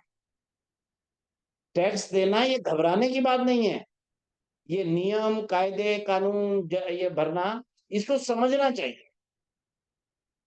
अपना छोटा मोटा सीए कोई रखा है आपने, 2,000 रुपए दिए, वो ये तो बाकी का सारा काम है, उनको मेरा छोटा सा काम है, 2,000 रुपए आप लीजिए, मेरे सारे मेरे टिक कर दीजिए। तो कागज कायदे कानून कंपनी रजिस्ट्रेशन करवाना, ये जीएसटी का रजिस्ट्रेशन, ये चीजों को जो है ना समझना चाहिए। ये बचने के या वो नहीं है ना, ये समझने के विषय, ना ये बचने का विषय है ना डरने का विषय है, ये समझने का विषय है। कुछ नहीं होता, आखिर इतना लाखों करोड़ों लोग करते हैं ना, अच्छी बात है ना, इसमें क्या बात है? भैया हमारा स्वदेशी जाना तो बहुत छोटा काम है ना, सामाजिक संगठन है, भी हम सारी चीजें रखते हैं ना। इसलिए जिनको भी ये चीजें करनी है उनको इस बात का ध्यान करना चाहिए कि हम करते हैं तो बहुत अच्छा रहता है, निश्चिंत रहता है, गड़बड़ नहीं होती। और ये आपकी ग्रोथ के लिए आवश्यक विषय है। जैसे बच्चा बड़ा होता है, तो बच्चा बड़ा होता है तो उसके लिए हालांकि कपड़ा ठीक है, लेकिन वो बड़ा हो गया खरीदना पड़ता है। अब ये बड़ी भारी समस्या है भाई कि और बड़े कपड़े कराओ, ये छोटू बड़ा हो गया है। भाई छोटू बड़ा हो गया है तो ये खराब बात है क्या? अब छोटू बड़ा हो गया तो इसलिए कपड़ा तो बड़ा लाना पड़ेगा, नया लाना पड़ेगा। इसलिए आपका बिजनेस अगर बढ़ गया है तो रजिस्ट्रेशन जीएसटी बाकी सब कायदे कानून, कोई दिक्कत वाली बात नहीं। आप थोड़ा समझदारी से चलते हैं तो आप देखेंगे ये सुविधाजनक चीजें हैं, कोई खराब बात नहीं है। उस नाते से इसको लेकर अगर हम चलेंगे तो मुझे लगता है आज जो विषय थे कि ऑफिस कहाँ बनाए, वहां से हम लोगों ने शुरू किया था। मार्केटिंग, ग्राहक कैसे ढूंढे, उसके बारे में हमने किया था। फाइनेंस की समस्या क्या है, कंप्लायंस के इश्यूज क्या हो सकते हैं, ऐसे सब विषयों के ऊपर आज हमने मोटी मोटी चर्चा की है। बाकी तो जब आप पानी में उतरते हैं, क्योंकि तैराकी के कितने भी नियम बताए कि हाँ ऐसा है, हाथ हाथ से मारना, ऐसा करना, घबराना नहीं, पैर भी पीछे मारना, ये ऐसा करना, जब तक आप उसमें उतरते नहीं तालाब में तब तक आप केवल बताने से सीखना नहीं करते। आप शुरू करिए, छोटे से शुरू करिए, जैसे बताया जिन चीजों में, तो देखेंगे कि आप विद्यार्थी होते हुए, युवा होते हुए, या छोटा मोटा काम करते हुए, नौकरी करते हुए भी आप अपना बिजनेस शुरू कर सकते हैं। तो ऐसे कुछ चीजों को आज हमने क्रम किया है। अब हम इसके और पक्षों की चर्चा करेंगे, खासकर कुछ व्यक्तिगत गुण कौन कौन से चाहिए होंगे जो हमारे को एक अपना काम या अच्छा रोजगार स्थापित करने में करेंगे। तो इन विषयों पर जो आज हमारी चर्चा हुई है, अब आप लोगों के कोई प्रश्न होंगे, अब हम उस पर प्रश्न पूछेंगे। आदरणीय धर्मेंद्र जी भाई साहब से आग्रह है कि जिज्ञासा समाधान सत्र के लिए क्वेश्चन आयर करेंगे। आदरणीय धर्मेंद्र जी भाई साहब, जिनका जिज्ञासा है वो अपना हैंड रेस कर सकते हैं और अभिषेक की परमिशन एक एक करके दे देंगे। आदरणीय भाई साहब, मेरा भी एक जिज्ञासा है कि एक्चुअली मार्केटिंग एक इतनी बड़ी, जहां भी जाओ पिछले कई सालों से IIM IITs इन सब में मार्केटिंग मैनेजमेंट को एकदम अलग, मार्केटिंग मैनेजमेंट एक पूरा ब्रांच हो गया, फाइनेंस मैनेजमेंट एक पूरा ब्रांच हो गया, HR मैनेजमेंट एक पूरा, मतलब उद्यम शुरू करना मतलब इतनी बड़ी बात हो गई है। उसको इतने छोटे में उद्यमिता के जैविक पथ में आज मैंने इतनी मतलब सागर को गागर में आज भरते हुए देखा। भाई साहब, एक बार मार्केटिंग को लेके बार बार ये बात आती है कि मैं सामान तो बना लूंगा, बिकेगा कैसे, ये बिकेगा कैसे, मेरे को एडवर्टाइजमेंट में कितना खर्च करना पड़ेगा। बहुत लोग इसको लेके परेशान रहते हैं। आजकल के युवा इस डर से शुरू नहीं करते कि मार्केटिंग करने कहाँ जाना है। तो निवेदन है कि एक बार ये जो डर है उसको निकालें कैसे भाई साहब, इस पे एक मार्गदर्शन आपका। नहीं, एक तो जो बड़े बड़े मैनेजमेंट इंस्टीट्यूट वो सिखाते हैं, वो बड़ी क्या नाम है एक्सरसाइज है, बड़े वो हैं, बड़े बिजनेस के बारे में करते हैं। अब वो क्या है क्या नहीं, अभी हम उसके एक्सपर्ट नहीं, अब हम उसके ऊपर टीका टिप्पणी नहीं करते। लेकिन हमने शुरू में ये वर्कशॉप शुरू करते हुए कहा था कि देश का जो 37 करोड़ युवा है, 16 17 15 से लेकर 30 वर्ष तक की, उसमें से ऊपर का 1 करोड़ छोड़ दीजिए जिनके घर में बड़े चीजें हैं, आर्थिक ठीक है, बाकी है। बाकी हम ये जो जैविक उद्यमिता की बात कर रहे हैं, ये गांव का लड़का, कस्बे का, नगर का, ये छोटे लड़के, ये सब, ये इन सब लोगों के लिए है। और इन सब लोगों को बताइए कि आप लोग ये जो बड़े बड़े धंधे, ये प्रचार के, मार्केटिंग के नियम फलाना, इनमें मत पड़िए। ये जो यहाँ बताया जा रहा है ऑर्गेनिक बिजनेस की ग्रोथ का जो रूट बताया जा रहा है कि आप अपने क्वालिटी बढ़ाइए, आप ग्राहकों से संपर्क अच्छे रखिए, आप स्वच्छता और बाकी सब चीजों का ध्यान रखिए। तो ये शुरुआत में 5 ग्राहक, 6 ग्राहक, 10 ग्राहक, 20 ग्राहक इससे शुरू हो। तो बड़े बड़े चीजों पर जाने की बजाय अभी हम उन चीजों की बात करें जो 1 लाख, 2 लाख, 3 लाख की रेंज के हैं। इसलिए ये इनके पास विज्ञापन वगैरह के लिए कोई फंड रहता भी नहीं, और काम में अगर कोई पड़ेगा तो अपने नुकसान करने के अलावा कुछ नहीं करेगा। तो इसलिए क्वालिटी प्रोडक्ट, ये मार्केटिंग का सबसे पहला हल की, जिसको एक चाबी अगर वन की पॉइंट है तो वो ये है। उसके ऊपर फोकस कराएं, फिर व्यवहार के ऊपर फोकस कराएं, फिर वहां जो आपका उत्पादन के लिए ऑफिस है उसकी रख रखाव, सफाई, ये छोटे इश्यूज आप में और जुड़ जाते हैं, तो निश्चित रूप से आप देखेंगे कि आपके पास ग्राहक जो है वो खींचे चले आएंगे। छोटे छोटे मैंने 2 3 उदाहरण तो बताए भी हैं, और भी उदाहरण बता सकते हैं, बहुत से उदाहरण। तो वे, उनकी मार्केटिंग, वो उनका प्रोडक्ट ही खींचता है, ग्राहक खींचा चला आता है यदि आपकी क्वालिटी में, आपके प्रोडक्ट में दम है। अभिषेक जी जो हैंड रेस किया है, परमिशन देंगे एक एक कर। जी,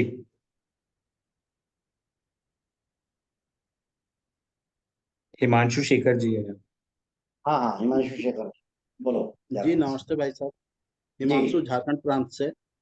हाँ मेरी जिज्ञासा है भाई साहब, हाँ। आपने जैसा बताया कि प्रोडक्ट और सर्विस से हम अपने ग्राहक को संतुष्ट करके अपना ब्रांड एम्बेसडर बना सकते हैं, लेकिन क्या है कि ऐसे ग्राहक को संतुष्ट करने में जो बारीकियां हैं, वो बारीकियां कैसे हम फुलफिल कर सकते हैं, इस पर थोड़ा सा समाधान मेरे पास। प्रमुख रूप से ना, ग्राहक के प्रति एक सात्विक दृष्टि रखिए। काफी बार हमारी दृष्टि में लालच होता है, बस किसी तरीके से ये ग्राहक आ गया है तो इसको अपना प्रोडक्ट चेप दो, बस ठीक है, सारी बातें मुद्दे बनाकर आप उसने उसको बेच दिया। 1 ले गया, 2 ले गया, 10 ले गया, 20 भी ले जाए, कई बार ये धंधा थोड़ी देर चल भी जाता है। लेकिन जरा ध्यान करना, ये लंबा समय नहीं चलता अगर आपकी क्वालिटी में दम नहीं है। वो ग्राहक एक बार ले जाएगा, लेकिन बाद में जब उसको यूज करेगा उसकी संतुष्टि होगी नहीं, वो अगली बार आएगा नहीं। इसलिए इसको जरा ध्यान करिए, जल्दबाजी में नहीं करना। जल्दबाजी करेंगे तो ग्राहक की संतुष्टि, इसको अपने दिल और दिमाग पर रखिए। अपनी सेल कम या ज्यादा इस पर दृष्टि मत रखिए, ग्राहक की संतुष्टि इसके ऊपर दृष्टि रखिए। आप ग्राहक की संतुष्टि पर ध्यान रखिए, ग्राहक आपको सेल में कमी नहीं आने देगा। अगर आप अपने सेल की चिंता करोगे तो ग्राहक अपनी चिंता करेगा, फिर आपकी चिंता नहीं करेगा। इसलिए इसका जरा ध्यान रखो, आप ग्राहक की संतुष्टि की चिंता करो, ग्राहक आपके पैसे की चिंता करेगा। लेकिन उल्टा इसका ठीक नहीं है कि आप अपने पैसे की चिंता करो, ग्राहक अपना देखे, तो फिर वो अगली बार आएगा ही नहीं, ना आपको पैसा मिलेगा ना ग्राहक दोबारा आने वाला है। इसलिए ग्राहक को एम्बेसडर बनाना या ग्राहक को अपना विज्ञापनकर्ता बनाने के लिए थोड़ा दम चाहिए। दम इन तीनों चीजों में चाहिए। आप ईमानदारी के साथ उससे बात कर रहे हैं, आपने अपना सामान क्वालिटी जो है, खासकर शुरू में आपने रेट भी ज्यादा नहीं रखा है, क्वालिटी अच्छी है, रेट थोड़ा है, तो ग्राहक जो है वो आपके साथ ठीक है, व्यवहार आपका अच्छा है। और अगर सात्विक दृष्टि नहीं रखी, किसी तरीके से ही ग्राहक को बस एक दो बार माल बेचो बस अपना। इसलिए हम बार बार कहते हैं, माल बेचने पर फोकस मत करिए, ग्राहक की संतुष्टि पर फोकस करिए, क्वालिटी पर फोकस करिए, व्यवहार पर फोकस करिए, तो आपको माल बिक्री होता ही जाएगा, वो बढ़ता ही जाएगा। ये इस प्रकार से चलता है। प्रकृति का नियम है ना, प्रकृति इधर से देती है, उधर से ऐसे घूम कर आता है। हम यहाँ से बादल पानी बरसाता है, ये पानी घूमकर सागर में जाता है, वहां से वाष्प उड़ के फिर वो से घूम कर आता है। तो ये मार्केटिंग का भी यही नियम है। हम उसको अच्छी सर्विस देते हैं, अच्छा प्रोडक्ट देते हैं, वो घर ले जाता है, उससे संतुष्टि होती है, वो बाकी जगह प्रचार करता है, प्रचार नए ग्राहक आते हैं, ग्राहक फिर हमारे साथ आते हैं, फिर इधर से संतुष्ट होकर जाते हैं, और ये सर्कल धीरे धीरे बढ़ता जाता है, और वो हमारे विज्ञापनकर्ता बन जाते हैं। शर्ते आपकी ग्राहक के प्रति सम्मानित अतिथि की सात्विक दृष्टि है या नहीं, आप उसके की पैसे की कीमत पूरी दे रहे हो कि नहीं दे रहे। एक छोटा सा वैसे बताता हूँ। कल मैं एक तो न्यूज पढ़ रहा था, पाकिस्तानी कोई वो था, भारत का जो यूएस के साथ मैच हुआ, उसमें सूर्या कुमार का उसने बैटिंग देखी, जबरदस्त बैटिंग, कितने रन बनाए भाई पता नहीं मेरे को, सूर्या कुमार ने परसों यूएस के साथ, लेकिन मुझे लगता है 60 65 70 बनाए होंगे। हिटिंग विटिंग बड़ी जबरदस्त की, क्योंकि पहले 3 आउट हो गए थे, विराट कोहली आउट हो गया था, राहुल शर्मा आउट हो गया था, और एक तीसरा भी मेन आउट हो गया था, सबके पसीने छूटने लग गए। इतनी देर में सूर्य कुमार ने संभाला और हिटिंग विटिंग की और T20 का मैच जीता। ये क्या कह रहा था, मैंने उससे जब सुना, ये इसने $3000 का ट्रैक्टर, अपना $3000 का अपना ट्रैक्टर बेचकर इसने टिकट लेकर और पाकिस्तान इंडिया का मैच देखा था, और उसके कारण से वो पाकिस्तान हार गया था, तो वो बड़ा दुखी था। वो कहने लगा कि सूर्य कुमार की बैटिंग देखकर मेरे $3000 वसूल हो गए।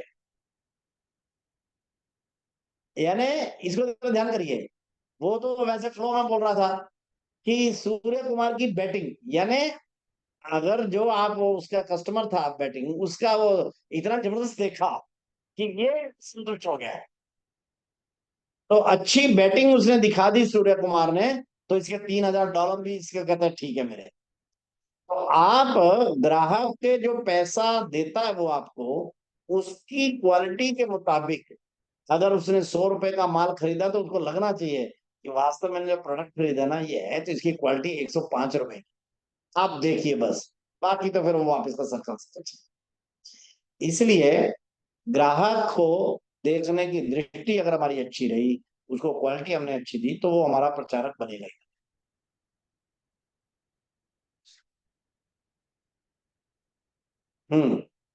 आगे। जी। नेक्स्ट जसवंत जी है। हाँ बोलिए जसवंत जी।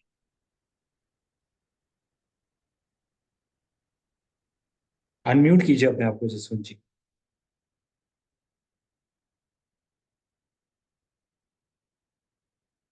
तब तक नेक्स्ट कोई अनम्यूट नहीं कर पा रहे हैं तो नमस्कार जी। हाँ जी हाँ जी, बोलो बोलो। जसवंत बात कर रहा हूँ, हिमाचल प्रांत पूर्णकालिक जी धर्मशाला से। भाई साहब, आपने विषय लेते वक्त यह बताया था कि बेचे नहीं, ग्राहक को खरीदने दे। भाई साहब, हाँ। इस विषय पर थोड़ा विस्तार से उदाहरण के साथ समाधान दीजिए जी। हम्म। जी। बस ये जरा ध्यान करो, ये थोड़ा जी। माइन्यूट फर्क है, देखने में लगता है एक जैसा ही है कि जी। ग्राहक को बेचे नहीं, उसको खरीदने दीजिए। थोड़ा सा फर्क है, लेकिन महत्वपूर्ण फर्क है। जी। आप ही के यहाँ, आप जो बता रहे हो, आपके यहाँ में जब मैं सुनील के दुकान पर गया था, उसकी पत्नी जिस ढंग से बेच रही थी, उस समय मेरे को ध्यान में आया जी। जी। कि आप अपनी क्वालिटी के बारे में ग्राहक की क्वालिटी की दिमाग को पढ़ रहे हो, समझ रहे हो, और अपना प्रोडक्ट या अपना जो भी आपका सामान है उसकी क्वालिटी के बारे में प्रचार कर रहे हैं, बता रहे हैं। आप उसको बेचने की जल्दबाजी मत करें। बेचे नहीं का मतलब यहाँ है कि आप वो बेचने की जल्दी नहीं करिए। वो जी। खरीदेगा जब, तो पैसे तो हो ही जाएंगे, वो तो बिक ही गया। जी। लेकिन जी। आप बेचने की जल्दी में नहीं है। आप अपने प्रोडक्ट की या जो भी आपकी सेवा है या प्रोडक्ट है जो भी है, उसके डिफरेंट एंगल उसको बता रहे हैं कि देखिए भाई साहब, इसका ऐसा भी है, ये आजकल जो है ये ट्रेंड अच्छा चल रहा है, इसलिए ऐसा ऐसा है। आज के इसका एक ये भी है, इसके कारण से ना ये आपको अगले अभी नहीं दिख रहा, लेकिन आगे जाकर ये बहुत अच्छा मायने करेगा। तो ग्राहक को समझने दीजिए, आप उसका बारे में छोटा मोटा बताते जाइए, ग्राहक के साथ पूछा। अब ग्राहक को भी देखिए कि ग्राहक क्या चाहता है। अरे मेरे को तो वैसे नीले रंग का चाहता, तो आपको अच्छा हाँ, नीले रंग का ये चीज भी है यार, या नहीं है तो आप उससे ईमानदारी से बताते हैं भाई साहब आज नहीं है, लेकिन आपको मैं परसों ये नीले रंग वाला भी दे दूंगा। इसलिए महत्वपूर्ण ये नहीं है कि आप फटाफट उसको बेचते हो, महत्वपूर्ण ये है कि ग्राहक को समझते हो और ग्राहक को अपने प्रोडक्ट के बारे में सिखाते हो, अपने बताते हो, अपने प्रोडक्ट का प्रचार करते हो, उसके डिफरेंट क्वालिटी एंगल बताते हो। तो उसमें से जो सहज रूप से जो खरीदेगा ना, वो सबसे बढ़िया सेल होती है। एक है कि आपने फटाफट उसको करके कोई तरीका टिक टिक करके फटाफट बेच दिया, तो हो सकता है वो बेच भी जाए, वो खरीद भी जाए जल्दबाजी में। लेकिन जब खरीद कर जा रहा होगा ना, इससे यार इसने जल्दबाजी में बेच तो दिया, पता नहीं यार क्या दिया, उसके दिमाग में क्वेश्चन रेज हो जाता। क्यों? आपने बेचने की जल्दबाजी की थी जी। और आप जल्दी से मुर्गी का अंडा निकालने की कोशिश की, इसके कारण से मुर्गी मर गई, वो ग्राहक का विश्वास टूट जाता। क्यों? जल्दबाजी की आपने ग्राहक बेचने। आप बेचने की जल्दबाजी मत करिए, ग्राहक को संतुष्ट करिए, ग्राहक से चर्चा करिए, वो सहज रूप से अपने से खरीदेगा। भाई साहब मेरे को तो एक नहीं बल्कि दो दे दीजिए। वो जब लेके जा रहा होगा, उसके दिमाग में पूरा होगा कि मैंने स्वयं अच्छी बार्गेनिंग करके सारी बात करके खरीदा है, इस व्यक्ति ने मेरे को कोई जबरदस्ती चेपा नहीं है या जल्दबाजी नहीं की है मेरे साथ। तो वो संतुष्ट और विश्वस्त हो जाता है। ये संतुष्ट और विश्वस्त ग्राहक जो है, ये आपकी अगले मार्केटिंग का कारण बनता है। इसलिए ये फर्क है, होता है कि हम बेच नहीं रहे हैं, उसको खरीदने दे रहे हैं। इतना धैर्य बीच में रखने का एक लेयर होती है, ये महत्वपूर्ण है। इससे ग्राहक को जो है आपके बारे में और आपके दुकान या आपके सर्विसेज या जो भी है उसके बारे में एक विश्वास का भाव लेकर जाता है। ये बेसिक फर्क होता है, इसलिए इसको ध्यान बहुत बहुत धन्यवाद भाई साहब। हम्म। और भी है क्या कोई? अभिषेक जी नेक्स्ट। जी विवेक कुमार जी है। हाँ बोलो विवेक जी, अनम्यूट करो, बोलो।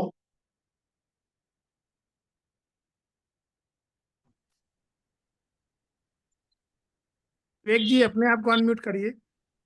अनम्यूट करिए फिर बोलिए। जी किया है उन्होंने। हाँ जी प्रणाम भाई साहब। हाँ बोलो बोलो। जी भाई साहब, विवेक कुमार, प्रांत पुरकाली, काशी प्रांत। काशी, हाँ हाँ। जी भाई साहब, मेरी जिज्ञासा यह है कि व्यवसाय का ऑर्गेनिक ग्रोथ साथ में निरंतर लाभ के लिए मार्केटिंग की प्रासंगिकता को कैसे सुनिश्चित करना चाहिए? दोबारा से बोलो जरा, क्या कह रहे हो आप? व्यवसाय का हम्म। ऑर्गेनिक ग्रोथ हाँ साथ हाँ। में निरंतर लाभ के लिए हम्म। मार्केटिंग की प्रासंगिकता को कैसे सुनिश्चित करना चाहिए? ठीक है, ऐसा है कि मार्केटिंग का जो ऑर्गेनिक ग्रोथ हम कह रहे हैं उसमें आगे जो आप बोल रहे हो कि मार्केट की ग्रोथ, ये वास्तव में ये ग्रोथ जो है ना, ये अ, सामान्य शब्द तो है लेकिन ये वेस्टर्न कॉन्सेप्ट भी है। आप बिजनेस चलाते जाइए तो चीजें सहज रूप से बढ़ती जाएंगी ना। आप इनऑर्गेनिक ग्रोथ या मैकेनिकल ग्रोथ क्यों लाते हो? भाई पेड़ आपने बो दिया, पौधा बो दिया, बीज हो गया, पौधा बन गया, अब वो चल पड़ा है। अब ये स्वाभाविक रूप से बढ़ता जाएगा।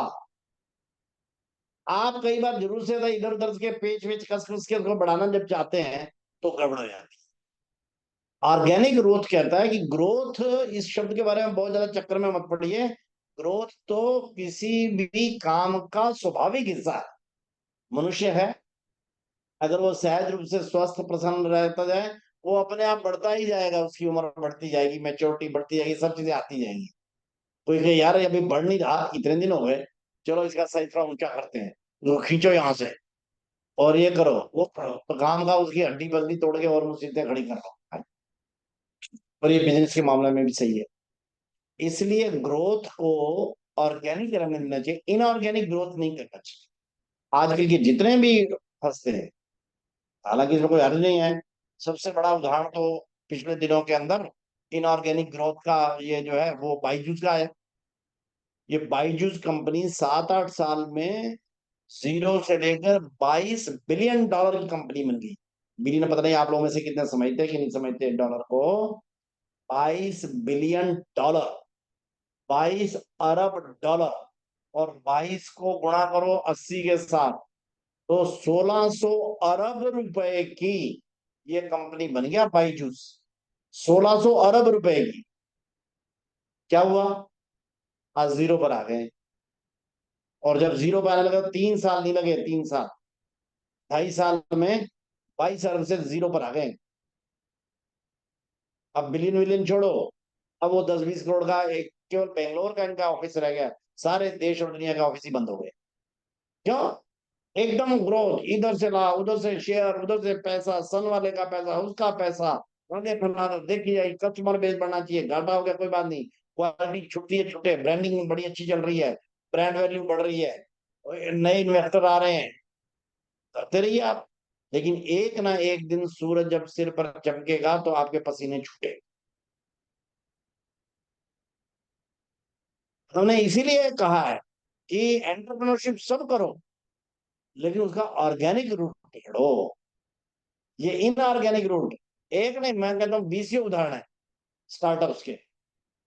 इनऑर्गेनिक रूट है, इधर से उधर से मार, इधर से उधर से। आप सहज रूप से, मेहनत से, ईमानदारी से, कल ये चैप्टर आने वाला है, कल व्यक्तिगत गुणों की चर्चा होने वाली है, कौन से व्यक्तिगत गुण होते हैं किसी बिजनेस को खड़ा करने की। तो कल इसके ऊपर हम विस्तार से चर्चा करेंगे। लेकिन हमारे को ऑर्गेनिक ग्रोथ का, अपने काम का, बिजनेस का छुटकारा है। 500 रुपए, 1000 रुपए से हम कहते हैं 1000-2000 से शुरू करो भाई, धीरे करके 5, 7, 10,000, 20,000, 50,000, 60 लाख, 1.5 लाख, 2 लाख, 5 लाख, 10 लाख हो जाए। और इस पुस्तक के अंदर, ये जो पुस्तक आप लोगों को कहा है कि इसका 25 के बाद हर एक जिले ने विमोचन करना है, ऐसी 25 स्टोरी दी है, 25 स्टोरी, जिन्होंने ऑर्गेनिक ग्रोथ से 2-4 हजार रुपए से शुरू किया, आज वो 2-4 करोड़ रुपए में खेल, बड़े भी हैं, उससे बड़े भी हैं। अब ये जो बिट्टू टिक्की वाले का कौन सा उदाहरण देते हैं बार बार, और बिट्टू टिक्की वाला एक नहीं है, प्रशांत कॉर्नर वाला एक नहीं है, भारत में हजारों हैं, हजारों। हमने 25 दी हैं इस पे। इसलिए इसको ध्यान में रखकर करेंगे तो मार्केटिंग का ऑर्गेनिक ग्रोथ ये सबसे बढ़िया ग्रोथ। चलिए, मेरे ख्याल है अब प्रश्न तो और भी होंगे, पर मुझे लगता है कि अब सोमनाथ जी और उनको समय देना चाहिए। जी नमस्कार। तो आज आदरणीय भाई साहब ने हमें बहुत अच्छा विषय और प्रश्नोत्तरों के माध्यम से किस तरीके से बताया कि हम हमारी जो एंटरप्रेन्योरशिप है, हमारा जो व्यवसाय है, उसको कैसे मार्केटिंग कर सकते हैं, कैसे उसको खोल सकते हैं, किस सारी चीजों को कर सकते हैं, ये एक अच्छे से हमें समझ में आया। दूसरा, ये भी विषय बहुत अच्छे से गंभीरता से युवाओं के बीच में गया कि केवल शुरू कर देना ही नहीं, हम परिवार के साथ, समाज के साथ कैसे हमारा जो जैविक उद्यमिता है उसका उपयोग करते हुए और हमारे जो प्रोडक्ट है उसकी मार्केटिंग, उसकी सेलिंग लोकल स्तर पे, स्थानीय स्तर पे कैसे कर सकते हैं और हम बेचें, उसकी तुलना में हमारे प्रोडक्ट का बखान करें और लोगों को खरीदने के लिए उसको प्रमोट करें, जिससे कि लोग खरीदें, बेचने की बजाय खरीदने के लिए कहें। ये एक बड़ा मूल मंत्र आज हमें इस विषय में मिला है। और आज हमारे बीच में स्वावलंबी भारत अभियान के अखिल भारतीय समन्वयक आदरणीय भगवती प्रकाश जी, जो कि पूर्व में जो विश्वविद्यालय, नोएडा विश्वविद्यालय के कुलपति भी रहे हैं और स्वदेशी जागरण मंच के अखिल भारतीय सह संयोजक भी हैं, आज हमारे बीच में इस कार्यक्रम में जुड़े हुए हैं। उनका भी हम आज के इस वेबिनार में हार्दिक स्वागत, अभिनंदन करते हैं। अब मैं सीधा ही आदरणीय आर सुंदरम जी हमारे बीच हैं, उनको कहूं, उससे थोड़ा सा अध्यक्षीय उद्बोधन से पूर्व मेरा निवेदन आदरणीय आर सुंदरम जी से रहेगा कि आज के इस सत्र में संक्षिप्त हमारा प्रबोधन करें। आदरणीय आर सुंदरम जी। जी, बहुत बहुत धन्यवाद। मुझे बहुत खुशी है। आजकल लगभग 10 करोड़ छोटा व्यापारी है हमारा देश में। इसके अलावा 7 करोड़ MSMEs भी है। These people have all grown and exhibited their entrepreneurial skills. Satish was narrating what are all the important things to start a business, to sustain in business, and also to grow in business. Five things are very important. You must identify the product you are going to produce or the service you are going to render. Then the process, how you are going to do that. Then what are all the tools required to execute the project. Number 4, finance. And number 5, market. Satish has explained this in Indian context. But I will narrate you 2 stories from Tamil Nadu, where it is shared in the book also.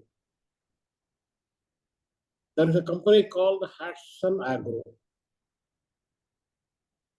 The person is from a small town near Madurai, Virudhunagar. In his 20th year, he attended a marriage and saw that ice creams are coming from Chennai. So he applied his mind. Why for a wedding reception, ice creams are coming from Chennai? Then next month he learned the art of making ice cream. Then he constituted a team. Then he has started taking small orders in and around Virudhunagar for small functions. So he continuously improved the quality. Today, his brand is Arun Ice Cream. His company's name is Hatson Agro.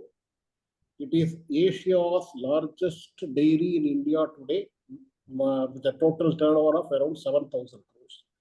One day, Satish ji has also met him in Chennai. So for him, he has identified the product by watching the circumstances. Then he learned the process through trial and error. And finally, the money came from his relatives, mother, grandmother, father, grandfather, brothers, sisters, and then by his neighbors. Even now, they are all shareholders in his company, and the shares have grown. Now, the value of those shares is more, have gone to several crores of rupees. This is one example. There is another textile wala in Tirupur. You will all be knowing that Ramraj cotton. Whenever our Prime Minister comes to Tamil Nadu, we used to wear that Ramraj cotton and cotton dhoti and shirt. He started his career by selling dhotis in cycle. Then he started supplying 5-10 dhotis to every function, improved the quality, put up weaving machines. Then he became, now today he is one of the largest brand in India. Now one day he was not allowed to enter the 5-star hotel in Tamil Nadu because he was wearing dhoti. So he sat under a tree and contemplated. Now I will ask my Ankit to display his marketing video where he tried to put before the whole world that wearing dhoti is the most prestigious thing in the world. Ankit, you can display the video.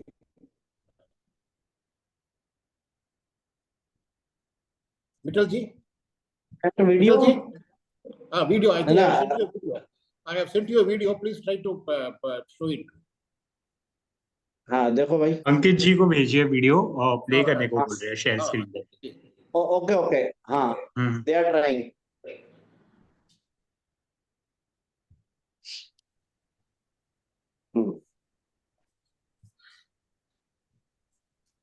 Now play it slowly.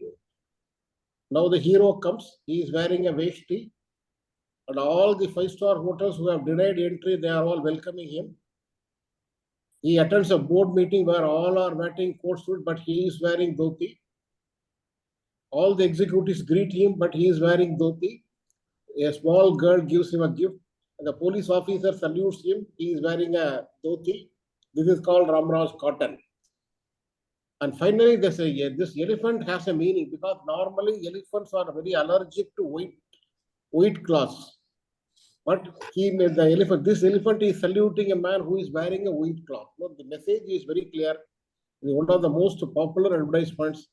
This man is doing a turnover of more than 3,000 crores and his products are selling all over the country. So this 1 week long class, which you are undergoing for the last 3 days, it may be a turning point in the lives of many of our people. Not only these 2 stories, but we are going to narrate more and more hundreds and hundreds of such stories. So my only request to the participants is you please start experimenting with 4 or 5 persons in your districts or where you are stationed. I want to learn from you whether you have experimented with anybody to make him an entrepreneurship, what are the problems you are facing, and what support you want from the headquarters. So now our classes must be turned into actual experiment grounds, Prayog Bhumi. So I think next stage you will all be involved in that. I am extremely happy that it's going on for more than a week with enthusiastic participation from all of you. Wish you all success. Definitely this Swalambhi Bharat Abhiyan is the need of the hour for our country. Definitely through this Abhiyan, I am sure that we will achieve what we want. My best wishes to all of you. धन्यवाद आदरणीय सुंदरम जी। और जैसा कि आपने बताया कि Ramraj cotton industries में किस प्रकार उन्होंने अपना एक बड़ा व्यवसाय और ये शुरू किया, और आज भी वो जो धोती है, भारतीय धोती, उस परंपरा को पूरे विश्व में ले जाने में सफल हुए। ऐसी बहुत सारी सफल कहानियों का संकलन स्वावलंबी भारत अभियान के द्वारा अलग अलग स्थानों प्रांत अनुसार भी किया गया है, और जो हमें प्रेरणा देती हैं हमें स्वावलंबी और एंटरप्रेन्योरशिप को आगे बढ़ाने के लिए। अब मैं आदरणीय प्रोफेसर सोमनाथ जी सचदेवा, जो कि वाइस चांसलर हैं कुरुक्षेत्र विश्वविद्यालय के, आज के इस कार्यक्रम की अध्यक्षता कर रहे हैं।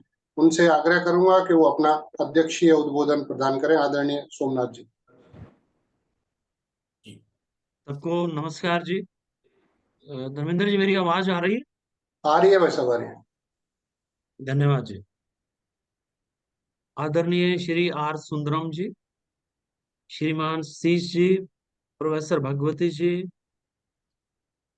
प्रोफेसर राजकुमार मित्तल जी, प्रोफेसर विकास जी, श्रीमान शीश चावला जी, डॉक्टर प्रतिभा जी, एवं हमारे साथ जुड़े हुए बहुत बड़ी संख्या के अंदर हमारे सभी कार्यकर्ता बंधु भगिनी। सबसे पहले तो मैं हमारे जो आयोजक हैं इनको अपनी ओर से बहुत बहुत बधाई देना चाहता हूं कि एक बहुत ही प्रोफेशनल तरीके से इस ई कार्यशाला का आयोजन किया जा रहा है।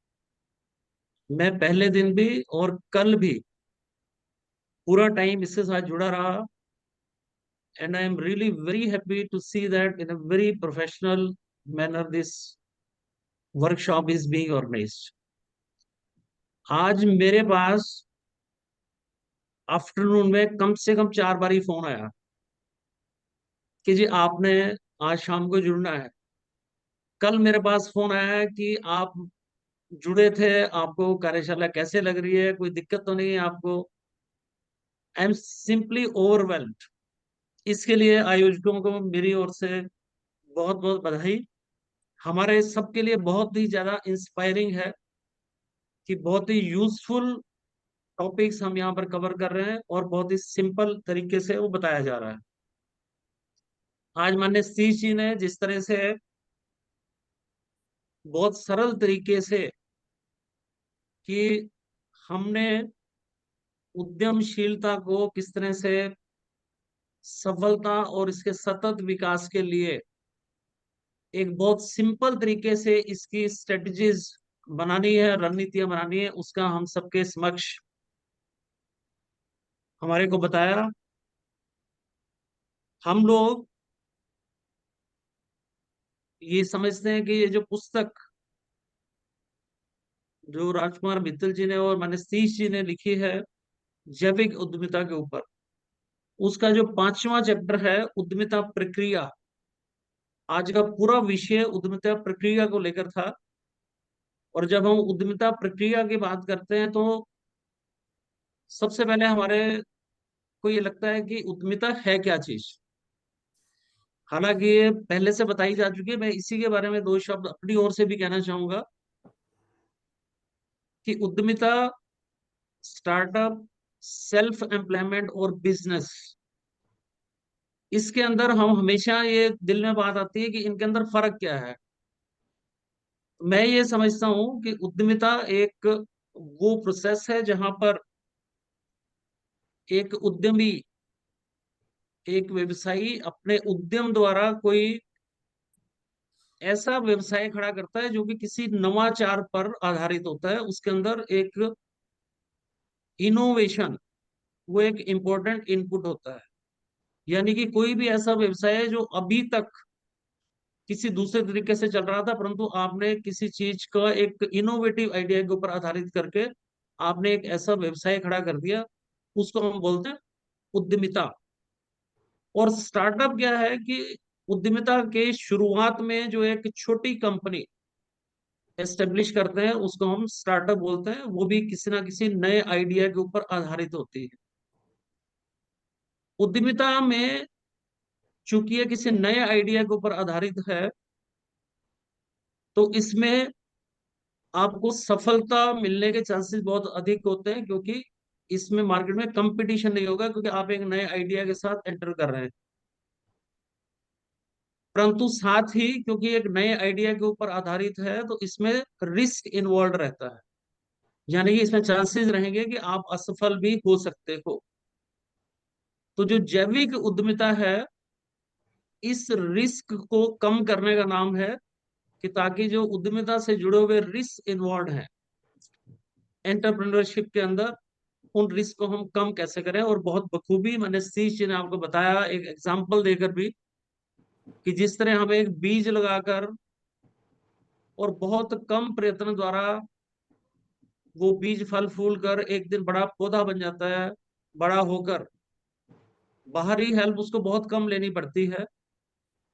उसी तरह से जैविक उद्यमिता भी है, जहां पर आपने कोई बहुत बड़ी सीड मनी कहीं बाहर से नहीं लेनी है, किसी बैंक से लोन नहीं लेना है। अपने पेरेंट्स से, अपने रिश्तेदारों से, अपने भाई बहनों से कुछ आपने जो आपकी अपनी जमा पूंजी है उसको प्रयोग करके आपने अपने व्यवसाय को उद्यमिता के द्वारा खड़ा करना है। बिजनेस एक ऐसा टर्म है जो इन सब के लिए हम एक जनरल टर्म है, हम यूज करते हैं। अभी क्योंकि इसमें उद्यमिता और स्टार्टअप के अंदर innovation is the key point. Innovation के लिए कोई अच्छा आइडिया होना चाहिए। वो आइडिया आएगा कहाँ से? आइडिया के लिए हमारे को संवेदनशील बनना पड़ता है, अपने आसपास की प्रॉब्लम्स को देखें। सबसे पहले लेक्चर में सीसी ने बताया था कि प्रॉब्लम्स से ही आइडिया निकलता है। यानी कि अगर हम संवेदनशील हैं अपने आसपास की चीजों को देखने में, कि हम डेली किस तरह की प्रॉब्लम्स को फेस करते हैं, फिर उसके सॉल्यूशंस के बारे में सोचें, और कोई ऐसा आइडिया अगर हमारे को लगता है कि हम इनका सॉल्यूशन प्रोवाइड कर सकते हैं, तो उसके माध्यम से हम लोग अपना उद्यमिता के माध्यम से एक बहुत बड़ा व्यवसाय खड़ा कर सकते हैं। और अगर उसको एक छोटी शुरुआत के साथ हम करें, जिसके अंदर रिस्क कम हो, और धीरे धीरे ग्रेजुअली उसको इंक्रीज होने दें, तो ये बन जाती है जैविक उद्यमिता। तो इसका एक एग्जांपल मैं आप लोगों से शेयर करना चाहूंगा। हरियाणा की एक गुड़गांव की रहने वाली बेटी है, नाम है हरिणी शिवा कुमार। 22 साल की उम्र में इसकी मैरिज होगी। मैरिज से पहले इसने कॉमर्स की स्टूडेंट रही, एमबीए किया। मैरिज के बाद 1 साल के अंदर एक पुत्र हो गया। बचपन से ही उसको कुछ प्रॉब्लम थी बच्चे को। प्रॉब्लम क्या थी? कुछ स्किन रिलेटेड इश्यूज थे और सोप की एलर्जी थी। तो बच्चा छोटा था, तो इसने अपनी बैकग्राउंड जो कि कॉमर्स की थी उसको छोड़ के इसने जो केमिस्ट्री के फॉर्मुलेशन होते हैं उसको सीखना शुरू किया। आपको ध्यान हो कि सतीश जी ने बताया था कि आपके आइडिया के अंदर निपुणता होनी चाहिए, यानी कि कुछ लेवल की एक्सपर्टीज आपने डेवलप करनी है। वो एक्सपर्टीज इसने डेवलप करी कि किस किस तरह की केमिकल फॉर्मुलेशन हो सकती हैं, किस तरह से मैं एक ऐसा साबुन बना सकती हूँ जिसका इस तरह के बच्चों के ऊपर या नॉर्मल व्यक्ति के ऊपर भी किस तरह का वो नेगेटिव उसका इफेक्ट ना हो। तो बहुत जल्दी इसको एक ऐसा साबुन बना पाई है। इसने अपने आप को एमएसएमई पे स्टार्टअप रजिस्टर किया, और कोई बहुत बड़ा कोई मार्केटिंग नहीं करी। अपने आसपास सोसाइटी के लोगों में सबसे पहले वो साबुन बेचना शुरू किया। उसके बहुत अच्छे रिजल्ट्स मिले, बहुत अच्छी फीडबैक मिली। उस फीडबैक पर आधारित इसने उस साबुन को फर्दर रिफाइन किया, जिसको हम बोलते हैं कि iterative development of the product. Feedback I, feedback से आपने उसको फर्दर इंप्रूव किया, और धीरे धीरे इसने 2-3 साल के अंदर ही 2015 के अंदर एक अर्थ रिदम के नाम से एक अपनी कंपनी बना डाली। 2015 और आज 2024, 9 साल के अंदर अंदर इसकी लगभग 160 प्रोडक्ट्स आज मार्केट में है, और 200 करोड़ रुपए से ऊपर की ये कंपनी बन चुकी है। लगभग 100 के करीब इसके एम्प्लॉइज काम कर रहे हैं, और ये सारी की सारी प्रोडक्ट्स इसकी जो है वो स्किन केयर और ब्यूटी, जो लेडीज इस तरह के सौंदर्य संसाधन यूज करती हैं उसके ऊपर है। तो इसने अपने घर से ही ये अकेले ही बहुत बाद की स्टेज में जाकर इसने कुछ एम्प्लॉइज हायर किए।